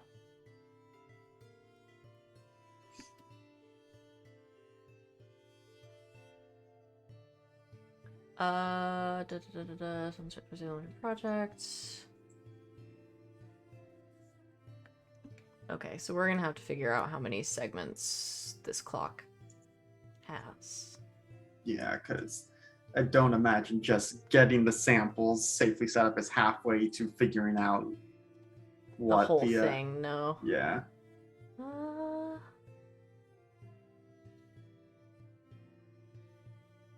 Unless we say that like we're gonna have to break this up into multiple long-term projects and like we're halfway to figuring out how to like negate the poisons. That's actually what I was thinking. Instead of having just one clock dedicated to the whole thing, kind of breaking it up into phases, which would probably be easier. Okay, a basic long-term project, 8 segments. Truly long-term projects, like creating a new drug, can be 2, 3, or even 4 clocks, representing development, testing, and final completion. So let's do that. Okay. So like this first clock will be your like testing phase of like, let's figure out how it's affecting the plants, what exactly it can do, that kind of thing. Okay. So that'll be this, and then... Oh, okay. So I clicked on one of the numbers, and then it gave me a clock with that many segments. These sheets have so many hidden secrets. These sheets are baller. So many secrets. Okay, so let's do an 8 clock. Okay. For then this. I need to remake this because I clicked on 6. And this will be... Yeah, That's a Okay, and double obstacle. then So this will be your like testing phase. And then once you get through that, we'll do another 8 o'clock for development. I don't know. Whatever we call the next phase. We'll say you can have a clock for like, I guess in general, just like figuring out, I guess it can be on the same clock for like either figuring out how to use it or also like figuring out like a cure or like a something like that. An antitoxin, that kind of thing. We're learning so much today, you guys.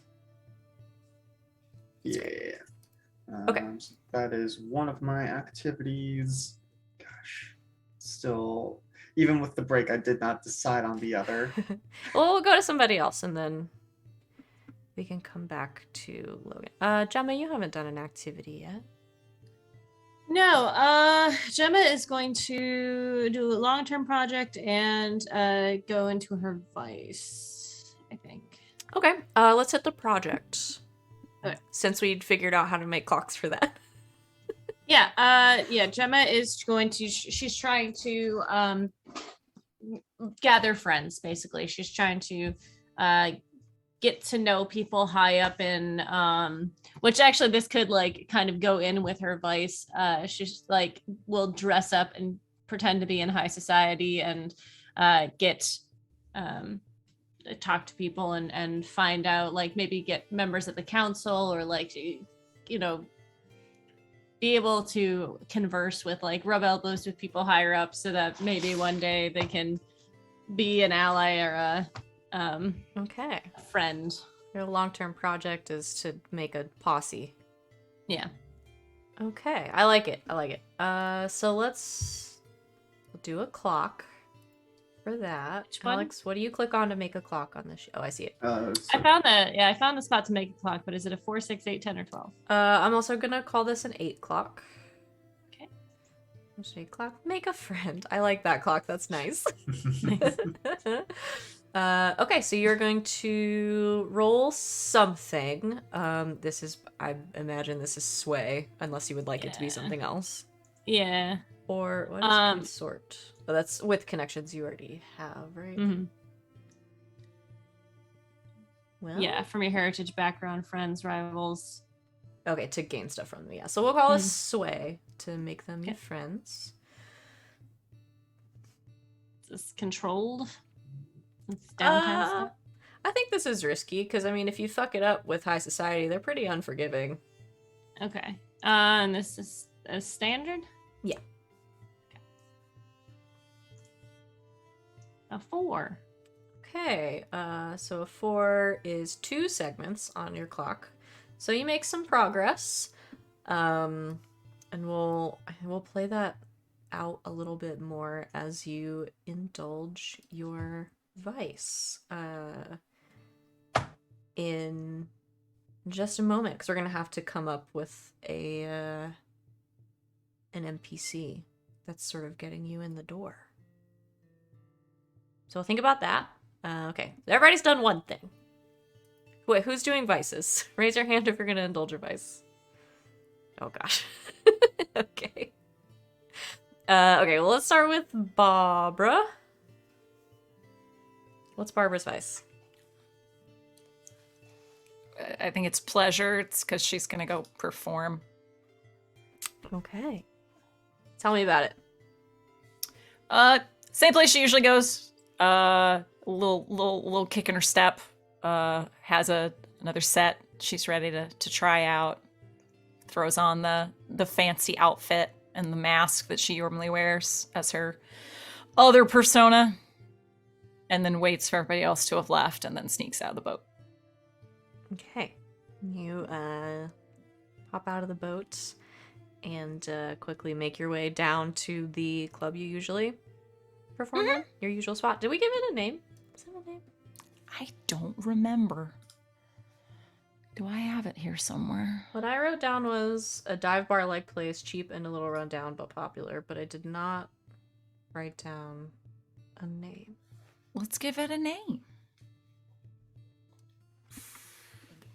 quickly trying to check my notes to see if there's anything.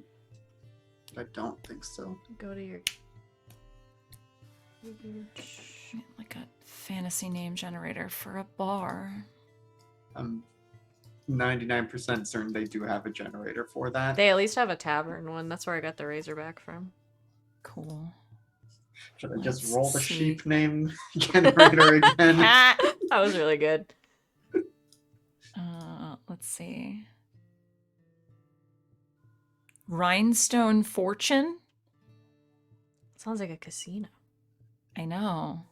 where they only play a Rhinestone Cowboy over and over again. Yes. Rhinestone Cowboy. The Starlight Flare.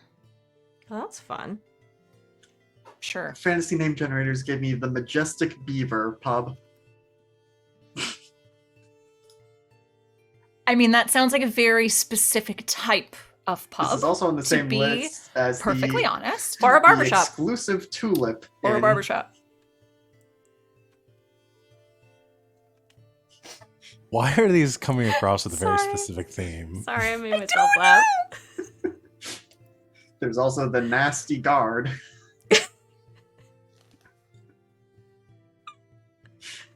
A nasty guard. Okay. I don't know how I feel about that one. Nasty I don't know how I feel about that guard. one. I'm gonna make that a faction. Okay, the nasty Guard. bard. The nasty guard. The nasty bard, like B-A-R-D, sounds like a great theater, actually. And again, Everybody a very knows guards are specific type nasty. of theater. Everybody knows guards are a little bit nasty. The Krusty Krab. It's a pizza joint. Okay, I vote for the theater to be called the Nasty Bard. Nasty. That's what it's called. They only do slam poetry. They only do slam poetry, hence the nasty part. Yep. All right. So you head down to the Nasty Bard. The Nasty Bard. I remember when we were setting up for this, and I was like, now the setting is kind of dark, so, like, be warned. And then you name yourselves Puff and go to places called the Nasty Bard. And Bon Also- Voyage. Bon voyage. Ne'er we forget. Bon voyage. Never forget. So you head down, and you get ready to give your performance. Yes. So you have to do a vice roll. So the performing itself is actually your vice here. Yeah. Okay. She got bit by the performance bug a long I time ago. feel that. Mm-hmm, Okay, so you visit your vice purveyor. So this is whoever sets you up for performances at the Nasty Bard. We'll have to give them a name as well. I'll figure that out later. Okay, so make an attribute roll with your lowest rating. That's insight, prowess, or resolve.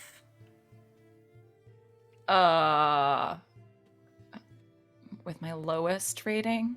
Mhm. So I'm going by.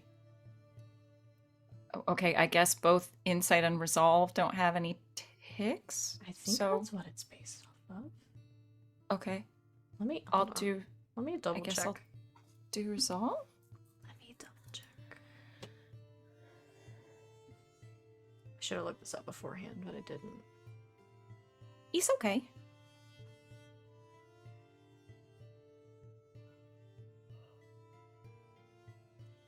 I also just have a little button here that says indulge vice. Oh, that would do it. Okay. Okay, this says. Oh, okay. Each attribute has a rating from 0 to 4. That'll tell you how many dice to roll when you use that attribute. The rating for each attribute is equal to the number of dots in the first column under that attribute.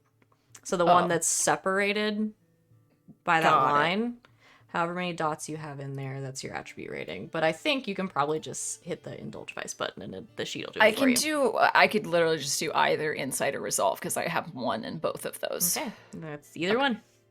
Okay. And No you're gonna bonus tell dice. me no bonus dice. Well, Okay. I rolled a 1. So you clear one. You stress, clear it one looks stress. So I like. clear 1 stress. Mm-hmm. Okay. How many did you have marked? 3. So Okay. now I have 2. I have 2. Is there a thing for only... I don't know if you only roll 1 dice, or...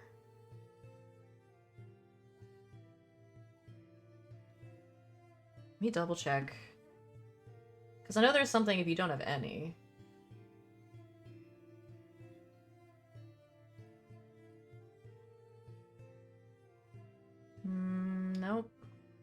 Nope. Nope, just the 1. Okay.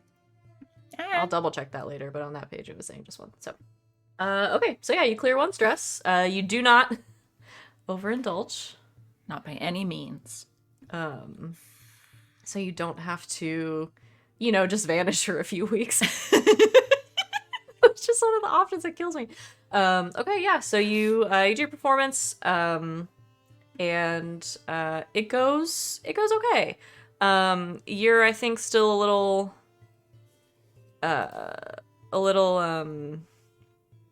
what am I trying to say? Jittery. Yeah, I think the Job. adrenaline is still pumping just a little bit. It's still kind of that little bit of high, after a job, but it goes okay. So a little bit of that stress goes away. You're still there a little bit, but it helps. It makes a difference. People applaud politely. After your performance, you can hang around, have drinks, that kind of thing. It wasn't great, so no, she downs a drink and she leaves to Leaves. go take notes. Barbara, you make your way back to the boat. Did we name the boat? Is the boat the blood vessel? That was the name that we were getting from chat. That's the one we got from Oh chat. god. Yeah. That's what it was. That's amazing. That's the one that Z posted in chat. I knew there was one of them. We figured it out. Oh, the fancy name was Sulcus. The sulcus. Or the blood vessel. Yes, great. Thank you. Perfect. Oh, the blood vessel is very good. Okay, The blood so you head vessel's back and spend the evening sort of taking some notes and doing some edits and a little bit of talking to yourself in a dirty mirror, probably. Yeah. Okay. Come on, Barbara. Come on. Let's hit Bron. Bron is gonna go gambling. Down at the fighting pits in Dunslow, which is run by Sergeant Velk. Okay.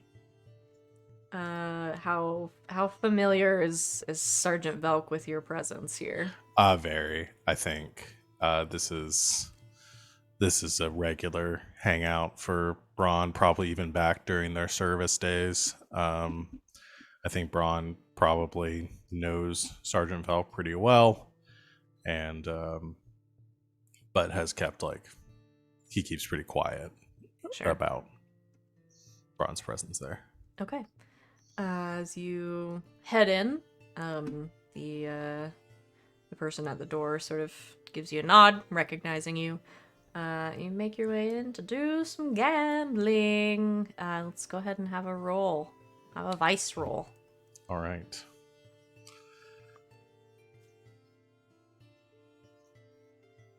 Two. Okay. Oh, it just even says on the thing who currently has 4 stress. Yeah. These sheets are good. Okay, so you can clear 2 stress. Sweet. It goes pretty well. Pretty well. You leave with a little bit more than you came in with, but mostly just there for the release a little bit. Have some drinks. What kind of gambling does Bron like to do? Is he like a dice man or? No, this is fight. These are He's just fighting. pits. Okay. Yeah. You're just So doing these the are- fighting part. No, Bron isn't fighting. Bron is betting on. Well, yeah, you're on just fights. betting on fights. Okay. Yeah. Okay. So I think there's probably some regulars. I don't imagine these aren't like death fights. These aren't like gladiatorial. I think Bron There's a couple of fighters there that Bron favors. Probably some like underdogs, like scrappier contenders who don't have like a perfect win streak and stuff. A little I've got bit an more of, like, NPC the for higher this if you odds. want him. Oh yeah.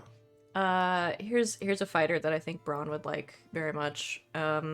This is Die actually Die Hardman versus Solid Snake.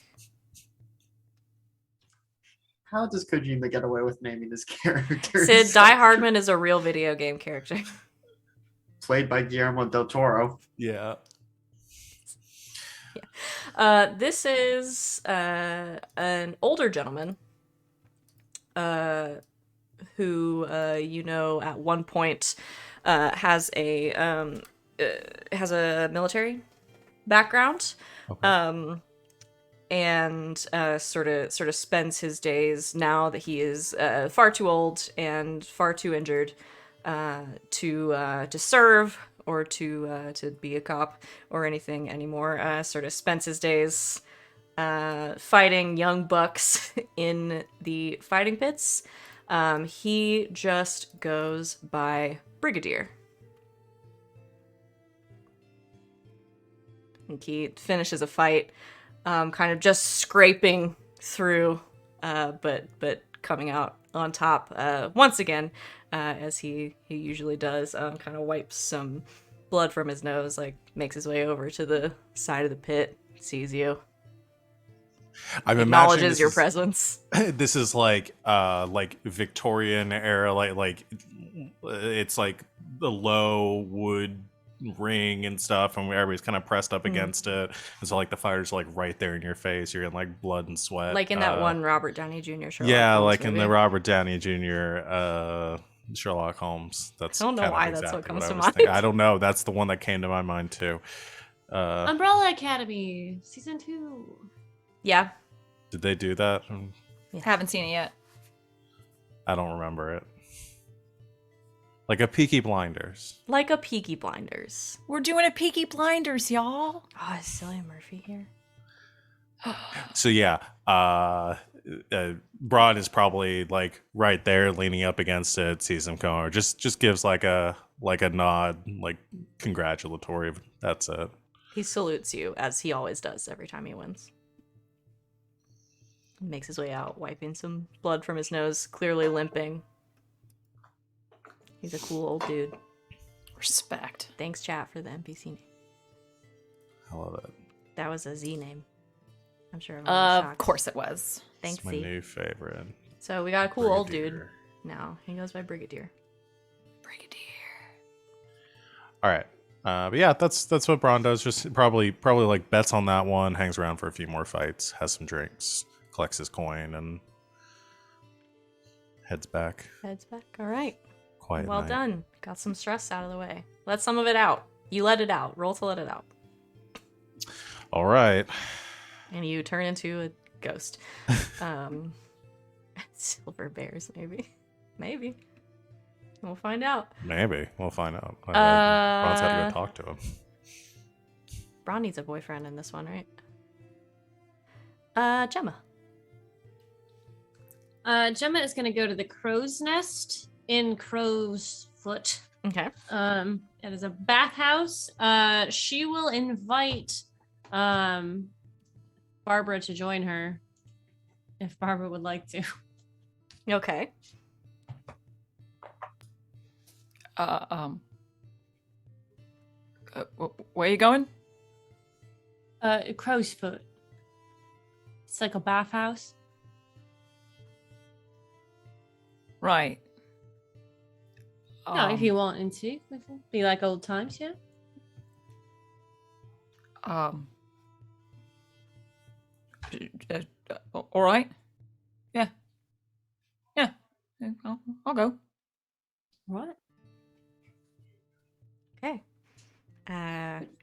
Take carriage down to Crow's Foot to the Crow's Nest. What's this place like? Because Crow's Foot isn't exactly fancy town. It is One more page over. 2 more pages over. A lot of sea names in this place. There are. An ancient tower from before the cataclysm that has been ritual sanctum. An astronomer's laboratory and a blue coat watch post before its current role as the headquarters of the district chief gang, the Crows. No, that said it was a thing. Hold on, I might have done that wrong. I was like, we're gonna go hang out in the hideout of the place of the dude who we just killed. You just murdered. You're basically gonna go teabag the Well, I guess it says Singer's Bathhouse Crowsfoot. Yeah, so That's Crow's what the luxury pleasure place. Yeah, so Crow's Foot is the neighborhood. Let me pull up the thing. Crow's Foot. That's Coleridge. Crow's Foot. Is it Singers is the name of the place? Or is Singer the person who owns it? See, I feel like this is trying Where to go are you out seeing in this? Chicago, like anytime. You're Yeah. like, where is it? It used to be what? Okay, tell me what it used to be, because then maybe I could tell you where it is. Let me pull it up in the book because it's not in the PDF. It's on $2.99. $2.99. Yeah. It's on Because if- Western? Like, I don't know. I can't, I don't remember this spot. Yes, so Singer would be the actual purveyor, like the Okay. person. Oh, okay. Who owns a bathhouse in Crowsfoot. With no name? I guess not. Okay. So we'll call it the Cathedral of Vitality. Oh, I like that. It's very fancy. Thank you.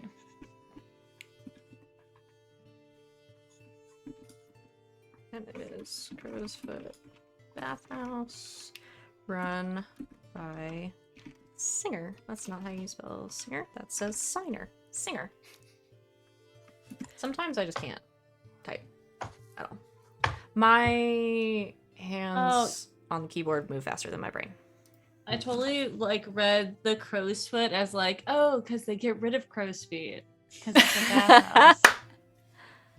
I mean, it is in the neighborhood Crowsfoot, so that's probably part of the marketing. Because Crowsfoot isn't the nicest area, so to try to have a bathhouse there would probably be a little difficult.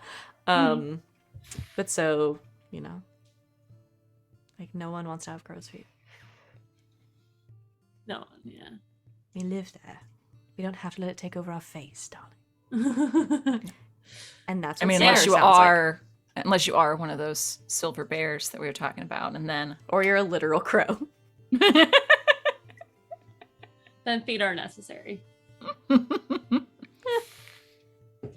I'm just imagining a crow with no feet, just sitting there like a cat doing a loaf, but just Uh-huh. like a little. One of my coworkers had a cat that doesn't have any feet, and his name is Nubs.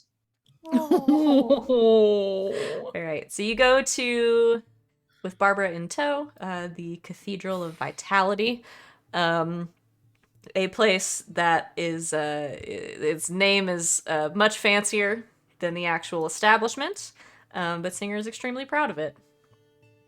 Mhm. So you head down to the bathhouse to get some relaxing in. Yeah. I'm gonna go ahead and do your vice roll, and then if you guys have a scene you want to do, we can do that.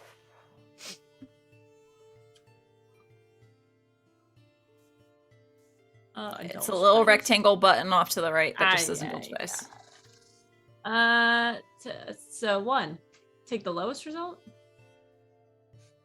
Excuse me. Equal to the highest die result. So I think you have overindulged. You may have overindulged. As she does. Yep, you do. Oh boy. Why does Oh, it say no? Well, it I don't says know. it says 0 dice. Take the lowest result above, and then Yeah. it says clear amount of stress equal to the highest. So I think Okay, it's 2 of the rules are butting up against each other yeah. here, because if you I only had 1 stress. Yeah, so you would have rolled insight and you don't have any ticks there. That's what's happening. Is it because she didn't have any dice to roll? The general rule, if you have 0 dice, is you roll 2 and take the highest result, but the stress rules are different because you have to take the highest result of the dice you roll, I think. Yeah. No matter what, with stress, you're going to take the highest result that you roll. Yeah, clear stress equals the highest die Yeah, result. that rule is for like if you're rolling an action and you don't have any dice in your pool, you roll 2, Then you take but the you take the lowest. lowest because you're doing something that you're bad at. Yeah. Okay. But yeah. But I think So if I had 2 dice in my lowest value, then I would roll 2 dice and take the highest, or I'd take. The highest. Okay. Yeah, you always take the highest. It's a weird rule for if you don't have any dice to roll. It gives you something to roll. You're just bad at it. If you have 0 dice in your pool, you still Then you roll roll- 2 dice, but you take the lowest. Take the lowest. But I don't think that applies to stress. Except for Vice, where you take the highest. Yeah. Yeah, because when you roll for a Vice roll, you're always going to take the highest number. I believe. So just for Vice rolls, is that... So that's just weird to me because that means that if you had a 2 or you had a 0, then you'd be doing the exact same thing for your stress roll.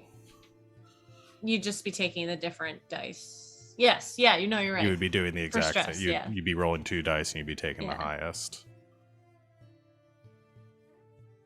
I don't understand what you're asking. So if you had 2 dice in your lowest value, you'd roll 2 dice to indulge, and you'd take the highest of those 2. Mm-hmm. So you'd do the exact same thing if you had 2 dice in your lowest pool, or if you had 1 die in your lowest pool. Well, no, I had 1 die in my lowest pool, and Or so zero it only die- rolled 0 me dice 1. in your lowest Yeah. pool. Because I think what that's saying is that you're taking the lower die because you're at 0. That second box is only if you have more than 1 die.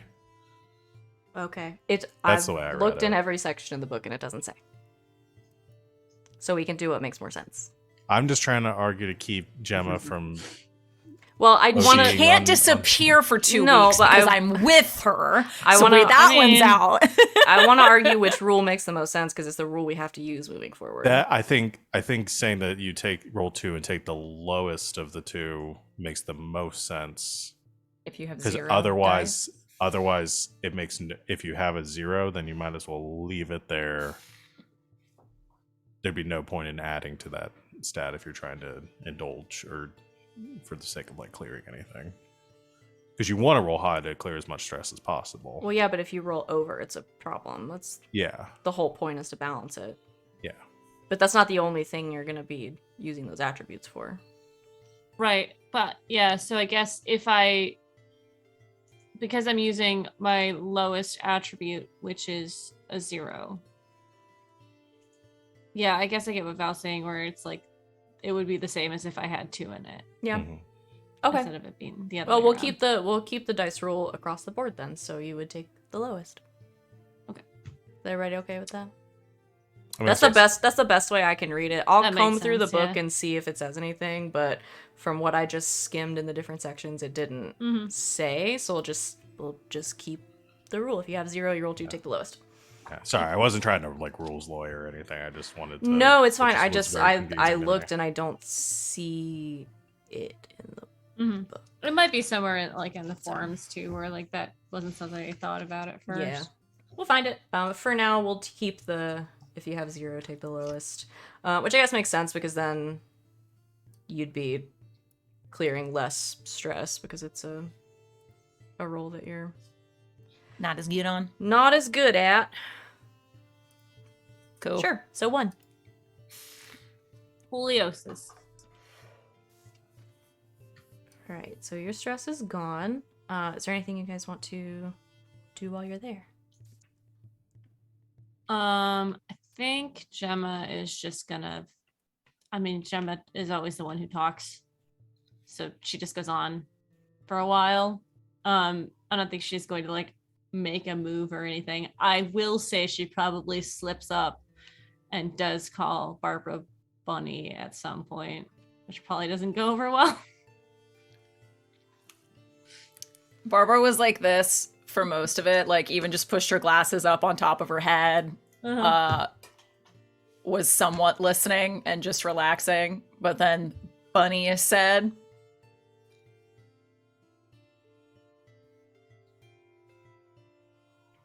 Oh, my cuticles needle works too. Maybe I can get into that. "You don't get to call me that anymore." What? You heard me? You don't get to call me that anymore. Oh. Sorry. Didn't. Just kind of slipped out. Yeah, don't let it slip. Right.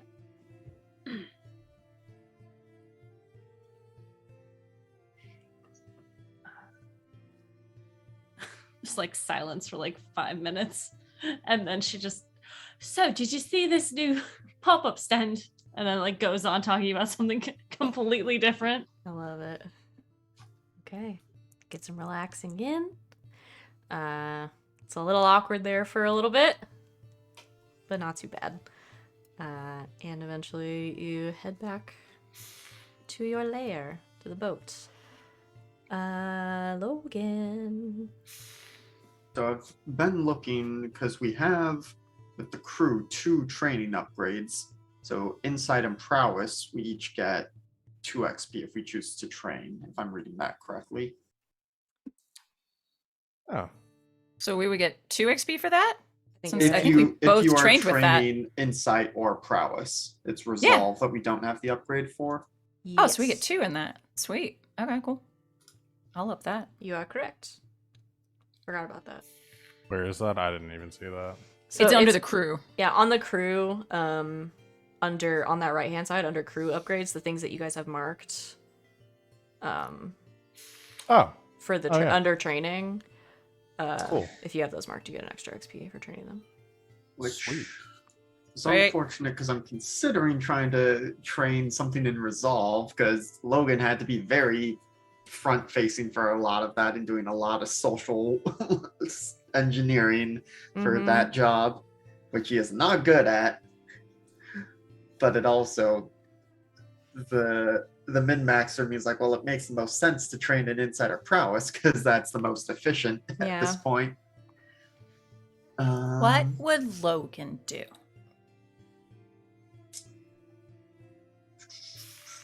Gonna roll a 1d2. If it's 1, he's full on, project brain and is gonna train something for that. If it's 2, he's gonna be able to think of, oh wait, no, I need to prepare for the next job. I like it.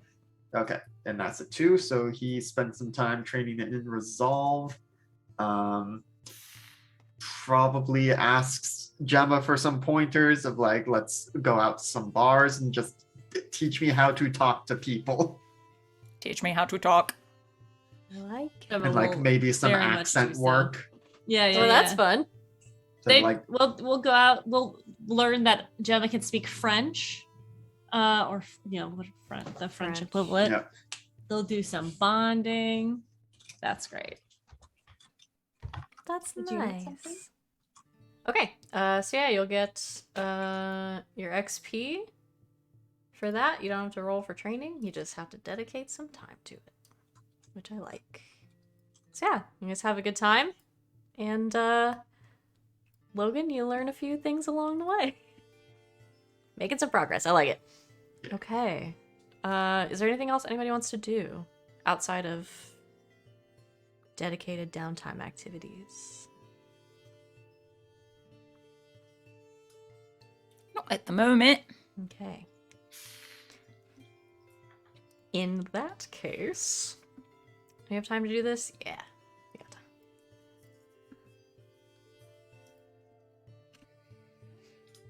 time. A few days later, in the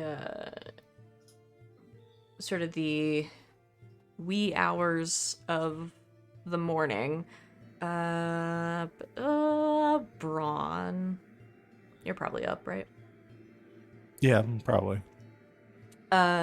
You find you've sort of made your way out, taking in the like the early morning air, letting Helsing sort of bound about in the mist that settles over the water. Early morning walkies. Early morning walkies for the good boy. You sort of let him bound around the deck of the blood vessel a little bit, and you lean back against like the wooden railing, I guess that's sort of around the front, and your elbow hits something sharp. You feel it kind of nick you a little bit, and you turn around, and there is a piece of parchment that has been stuck into the railing with a knife. I'm assuming it's just how we deliver letters in this world. Everyone's very dramatic. It's the post. Yeah. And Yeah. just, sometimes it's 2 or 3 letters at a time. The mailman just carries around a sack of knives along with their sack of letters. Yep. The knife industry is booming in Doskvol. The street is just littered with knives. Okay. Well, the system is blades in the dark. When it's dark out, What it did just you rains expect? knives. Hello. That's why no one I goes swear- out at night. Marker knife post. Yes. Knife. Yeah, Bron will kind of take a look up and down, see if anyone might be skulking about, and then pull the knife out, look over the knife, see if there's anything interesting about it, and check out the parchment. Yeah, you look over the knife. It is actually it's real small. It's like a butterfly knife. But on the sort of wooden handle of it, you can see carved into very cleanly, like carved into both sides, is just a cross symbol. Okay. That's their name of our handler, right? Cross. Yeah, he's very dramatic. They're He's very dramatic. Apparently, he's very dramatic. Okay. Yeah, they're an assassin. What do you expect? So yeah, you open the sort of flip the knife closed, open the piece of parchment, and like before, in sort of some scrawling handwriting, you can see a date, a time, and the location.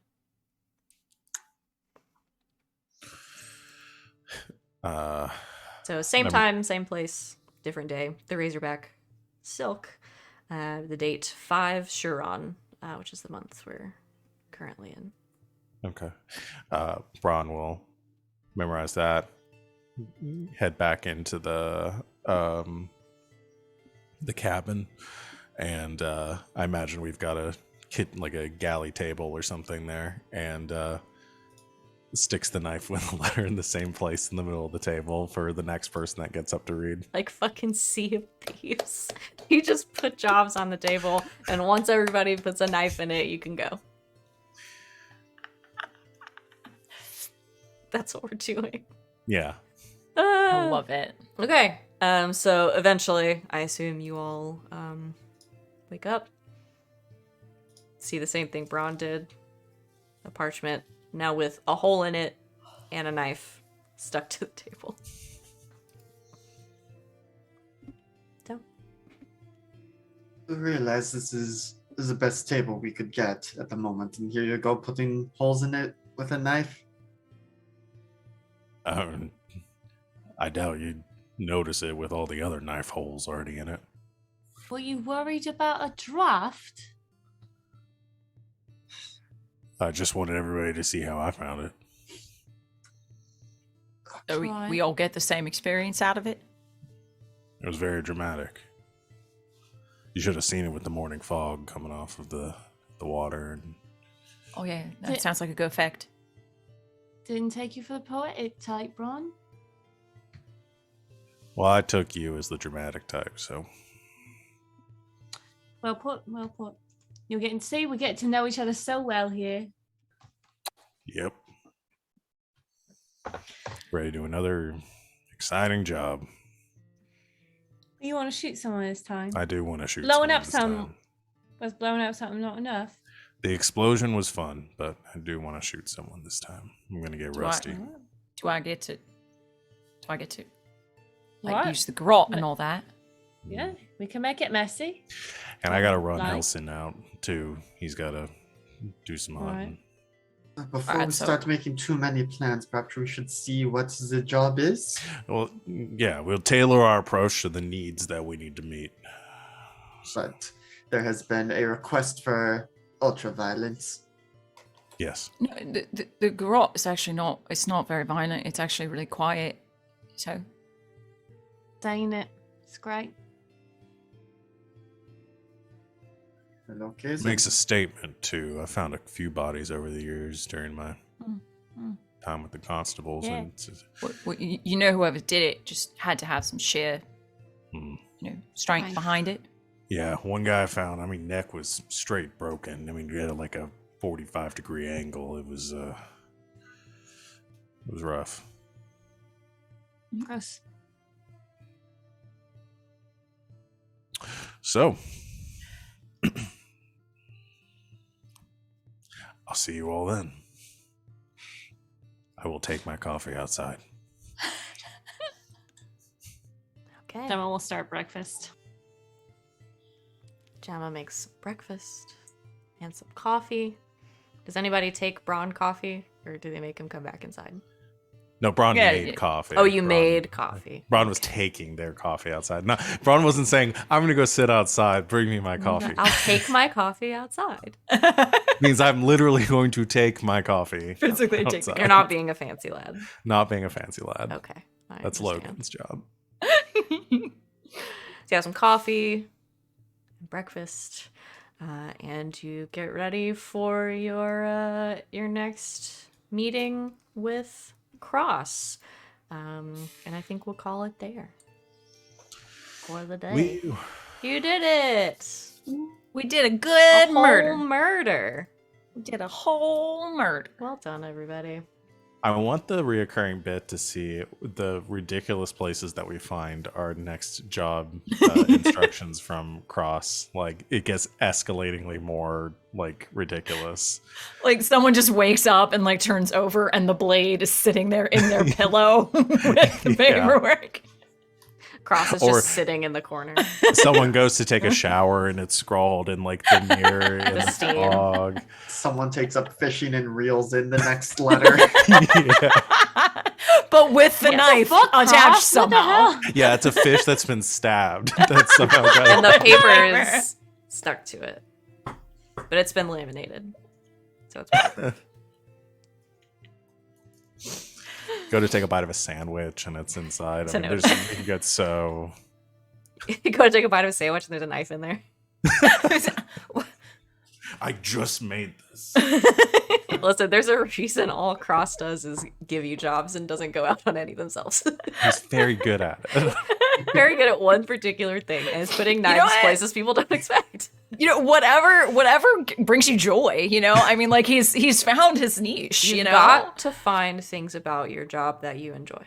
Yeah. yeah, exactly. And this is Cross. So Anna, please write this down to make this. I'm gonna write it down. This is really funny. It's also a street marker. Yeah, also, we won't Oh, logic. We 100%, no one on this call is going to logic anything that you do with this. No. You The stopped the through. sandwich thing, it's happened. I really sandwich thing thought. should Yes, and. I really thought that you were about to say no one on this call is gonna lodge a complaint. We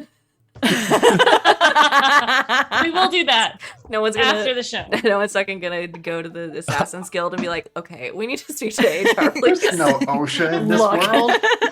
I need Cross's direct supervisor, please.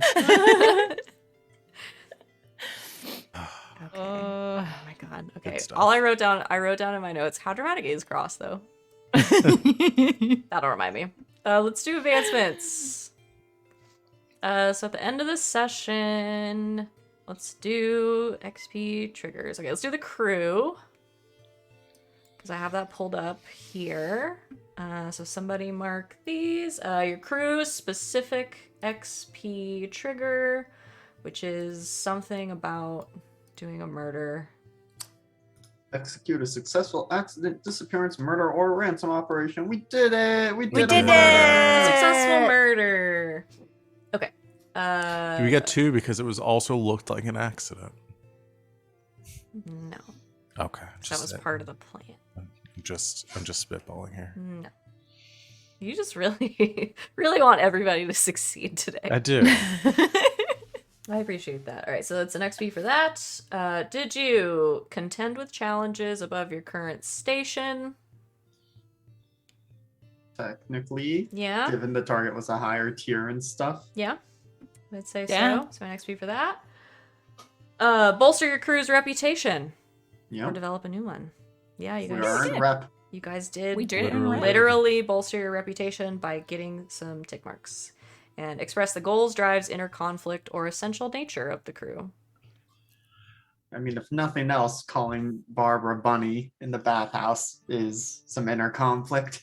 Definitely some inner conflict. Will be later. I mean, you did Ta-da. express the essential nature of the crew in just how good you did at a murder, I would say. Yeah. Well, yeah, and how Yeah. ridiculous we are Yeah. in the Hitman Yeah. style It was escapades we're going to get into. It's going to be extremely Hitman. Yeah. I think that's all of them. Yep. Is that full? Yeah, we fold up. Yeah. Hey! Okay, so when you fill your crew advancement trigger, clear the marks and take a new special ability or mark 2 upgrade boxes.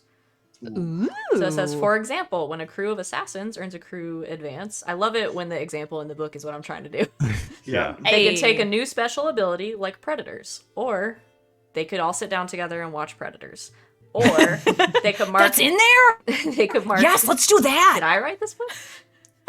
They could mark 2 upgrades like Iron Hook contacts and Resolve training. So 2 upgrades or a new ability.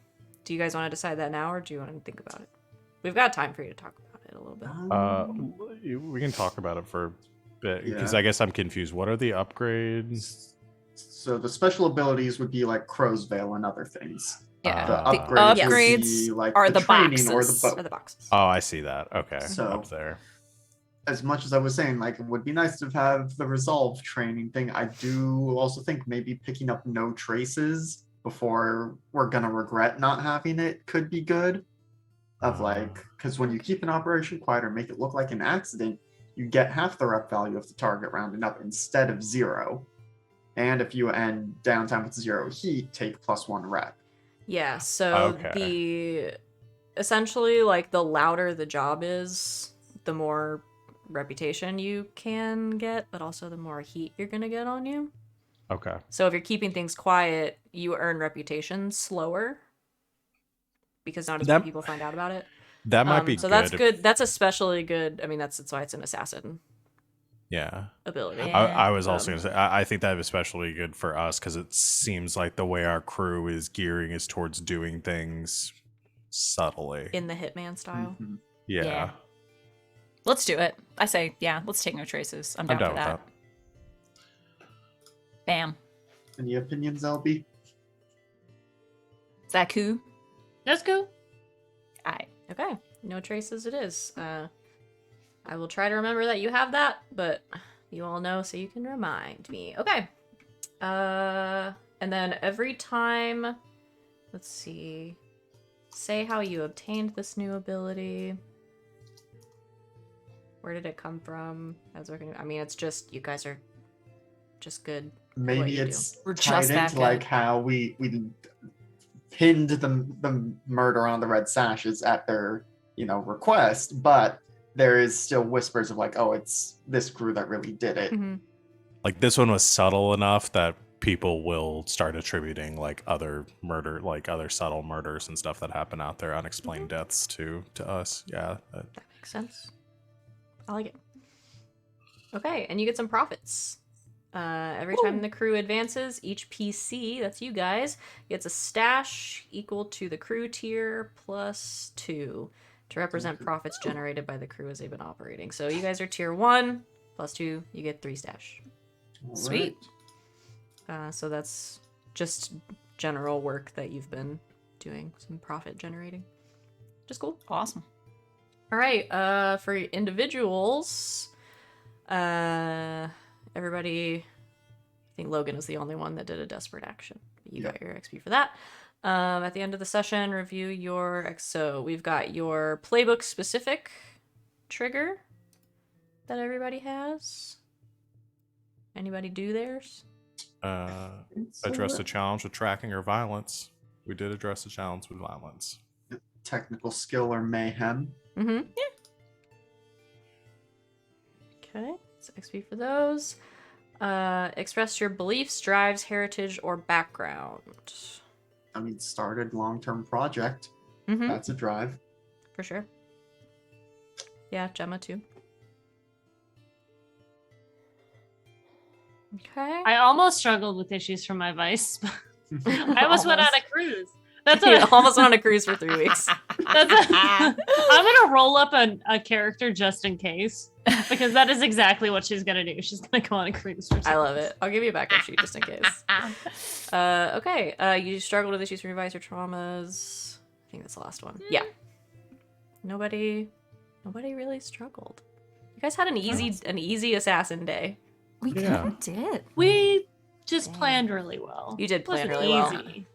You did. And it was your first It's murder. good planning. Okay, so those either go to your attributes or to your playbook. Has anybody advanced anything? Probably not quite yet. Maybe next time. No. The Especially crew. now that I'm splitting them up because I want to start getting more stats.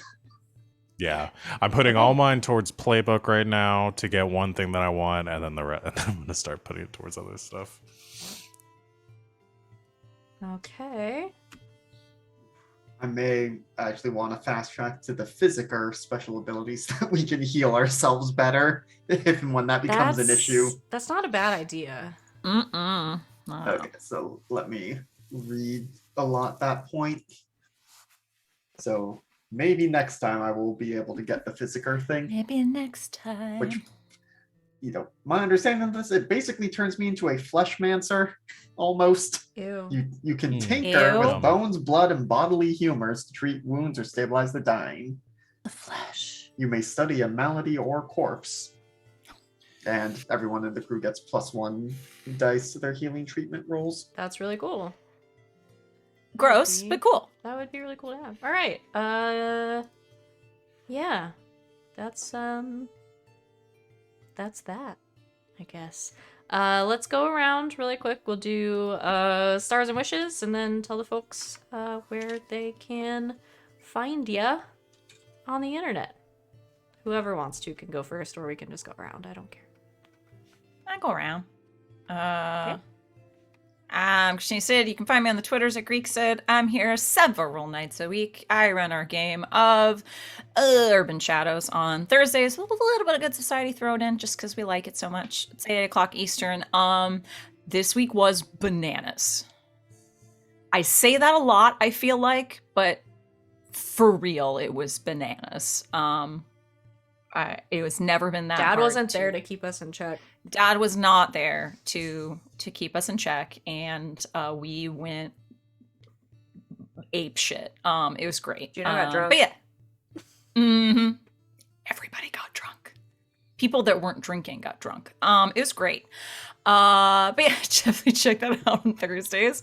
When I'm not here, this week, on Wednesdays, 8 o'clock Eastern, you can find me on twitch.tv/critical misses. I was wrong last week. We had a week off, but this week we're going to do our fun, our Flag Means Death one shot with our Queer Society characters. It's going to be a lot of fun. We're playing Maidolush. It should be cool. And then the following week, we will be beginning our second season of Queer Society. Very excited. Had a session 0 this morning. It went real good. Gonna be fun. So yeah, check that out. And then I'm doing stars and wishes, yes? Mm-hmm. Oh, okay. My star goes to Logan for a very well-played Fancy Lad. All of the fan action did send me, and I appreciated it very much. Well done. Well done. My wish... We need like a bottle episode, yo. Like we've got to get over this. We need friendships in here somewhere. We're just like, we're very weary roommates and coworkers right now. Like we really need to break through our very tough exteriors here and get some friendships going, I think. Once you guys are in a lot of danger, you'll trauma bond and it'll be fine. Yeah, absolutely. So yeah, like let's either get into some serious danger and trauma bond or, have a bottle episode. It'll be great. That's what I'm hoping for. I like it. That's me. Who All right. is next? You guys I'm next, know. right? Yeah. You guys don't I'm know LB me. Hackemup. You can find me at LB Hackemup on the Twitters and the Twitches. My next time I'm going to be live is in like an hour and a half on my channel. We're doing our Masks game. It's going to be super fun. There's some people here in it. It's cool. They're going to, boy, are they going to have some consequences to their actions. It's going to be great. And then after that, just check my Twitter for all the things that I'm in. I always retweet what other people tweet. And then sometimes I tweet my own things. My star for the evening is gonna go to Sid and Barbara for how well you're doing. I didn't expect you to go along for the event for the spa day, but I appreciate that you did. Thank you for letting me pop that little gem in there of the bunny situation, but also just how genuine she is at like she's trying to do things like with the drinks and like spilling it, and I just love that about her. And then my wish that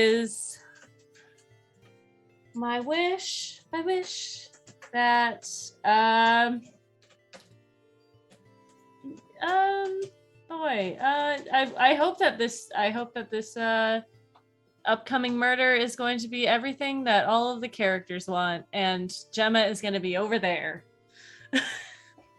Very far away from it. All right. Who's next? I believe Alex, that you're is next. me. Hello.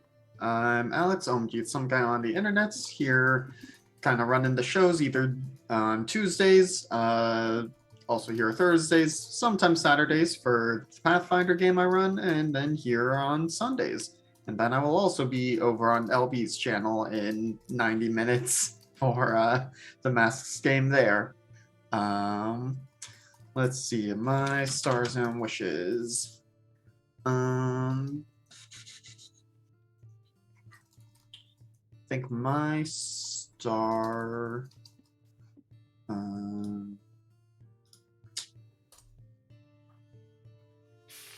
Why am I completely blanking? Sorry, my brain is. Fine. Let's see. I think it is. It is going to be Bron taking the knife and the parchment and re-stabbing it into the table. It's like, just thinking like this is how it should be. And then wish. Wish is to see who overindulges first and how that's going to go down. I like it. I'm also excited to see that.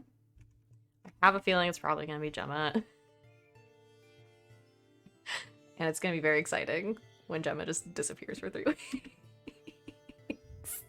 Or goes on a spa bender. She just dissolves in the spa. She's gonna come back Like so fucking relaxed. Like cotton candy and water. Great. Val. Hello. Stars and wishes. I think my star has to go to Fancy Boy Logan, because that was beautiful as always. So that was very good to see. And then wish is I want to see us get into. There's a cat behind you. Yeah, I just saw Jack's peeking in the window. It's like, check to see if it was open. Wish is going to be. I do want to see like some supernatural ghost shenanigan stuff. Get into that Dishonored kind of style shit. I'm looking forward to that. I know it'll happen because Savannah's running this game. Because I'm running it. But yeah, my wish is to see it. Any chance to do some supernatural shit or to play Dishonored, I will take. Yeah. And yeah, you can find me at Kraken's Crown, Twitter and Twitch here Thursdays through Mondays. I already talked about the games. Join us next Friday the 13th. Perfect day to start our Neon Gods game. So join us at 9 o'clock Eastern time for that. So excited. And I'm Savvy. I've been your game master. I'm Savvy Seaworth on the internets. My streaming schedule is pinned on my page. I will also be on LB's channel here in a little bit playing Masks. which means I gotta go redo my makeup, so we need to go. But thanks everybody for joining us. I'm really, really glad to be back in the saddle for this one. I do really look forward to this game a lot, even though we just started it, so I'm really excited to get more into these characters and stuff, which we will be doing again next week. Same time, same place. We're here every Sunday when we can be, at 4 p.m. Eastern time, so join us then. And in the meantime, you know where to find us. It's right here, literally every day except Wednesday, moving forward. So yeah, hang out with us, check us out on YouTube, join our Discord, follow us on Twitter, all that good stuff. We will see everybody next week for another episode of Doskvol's Dead. But until then, good game and good night, internet.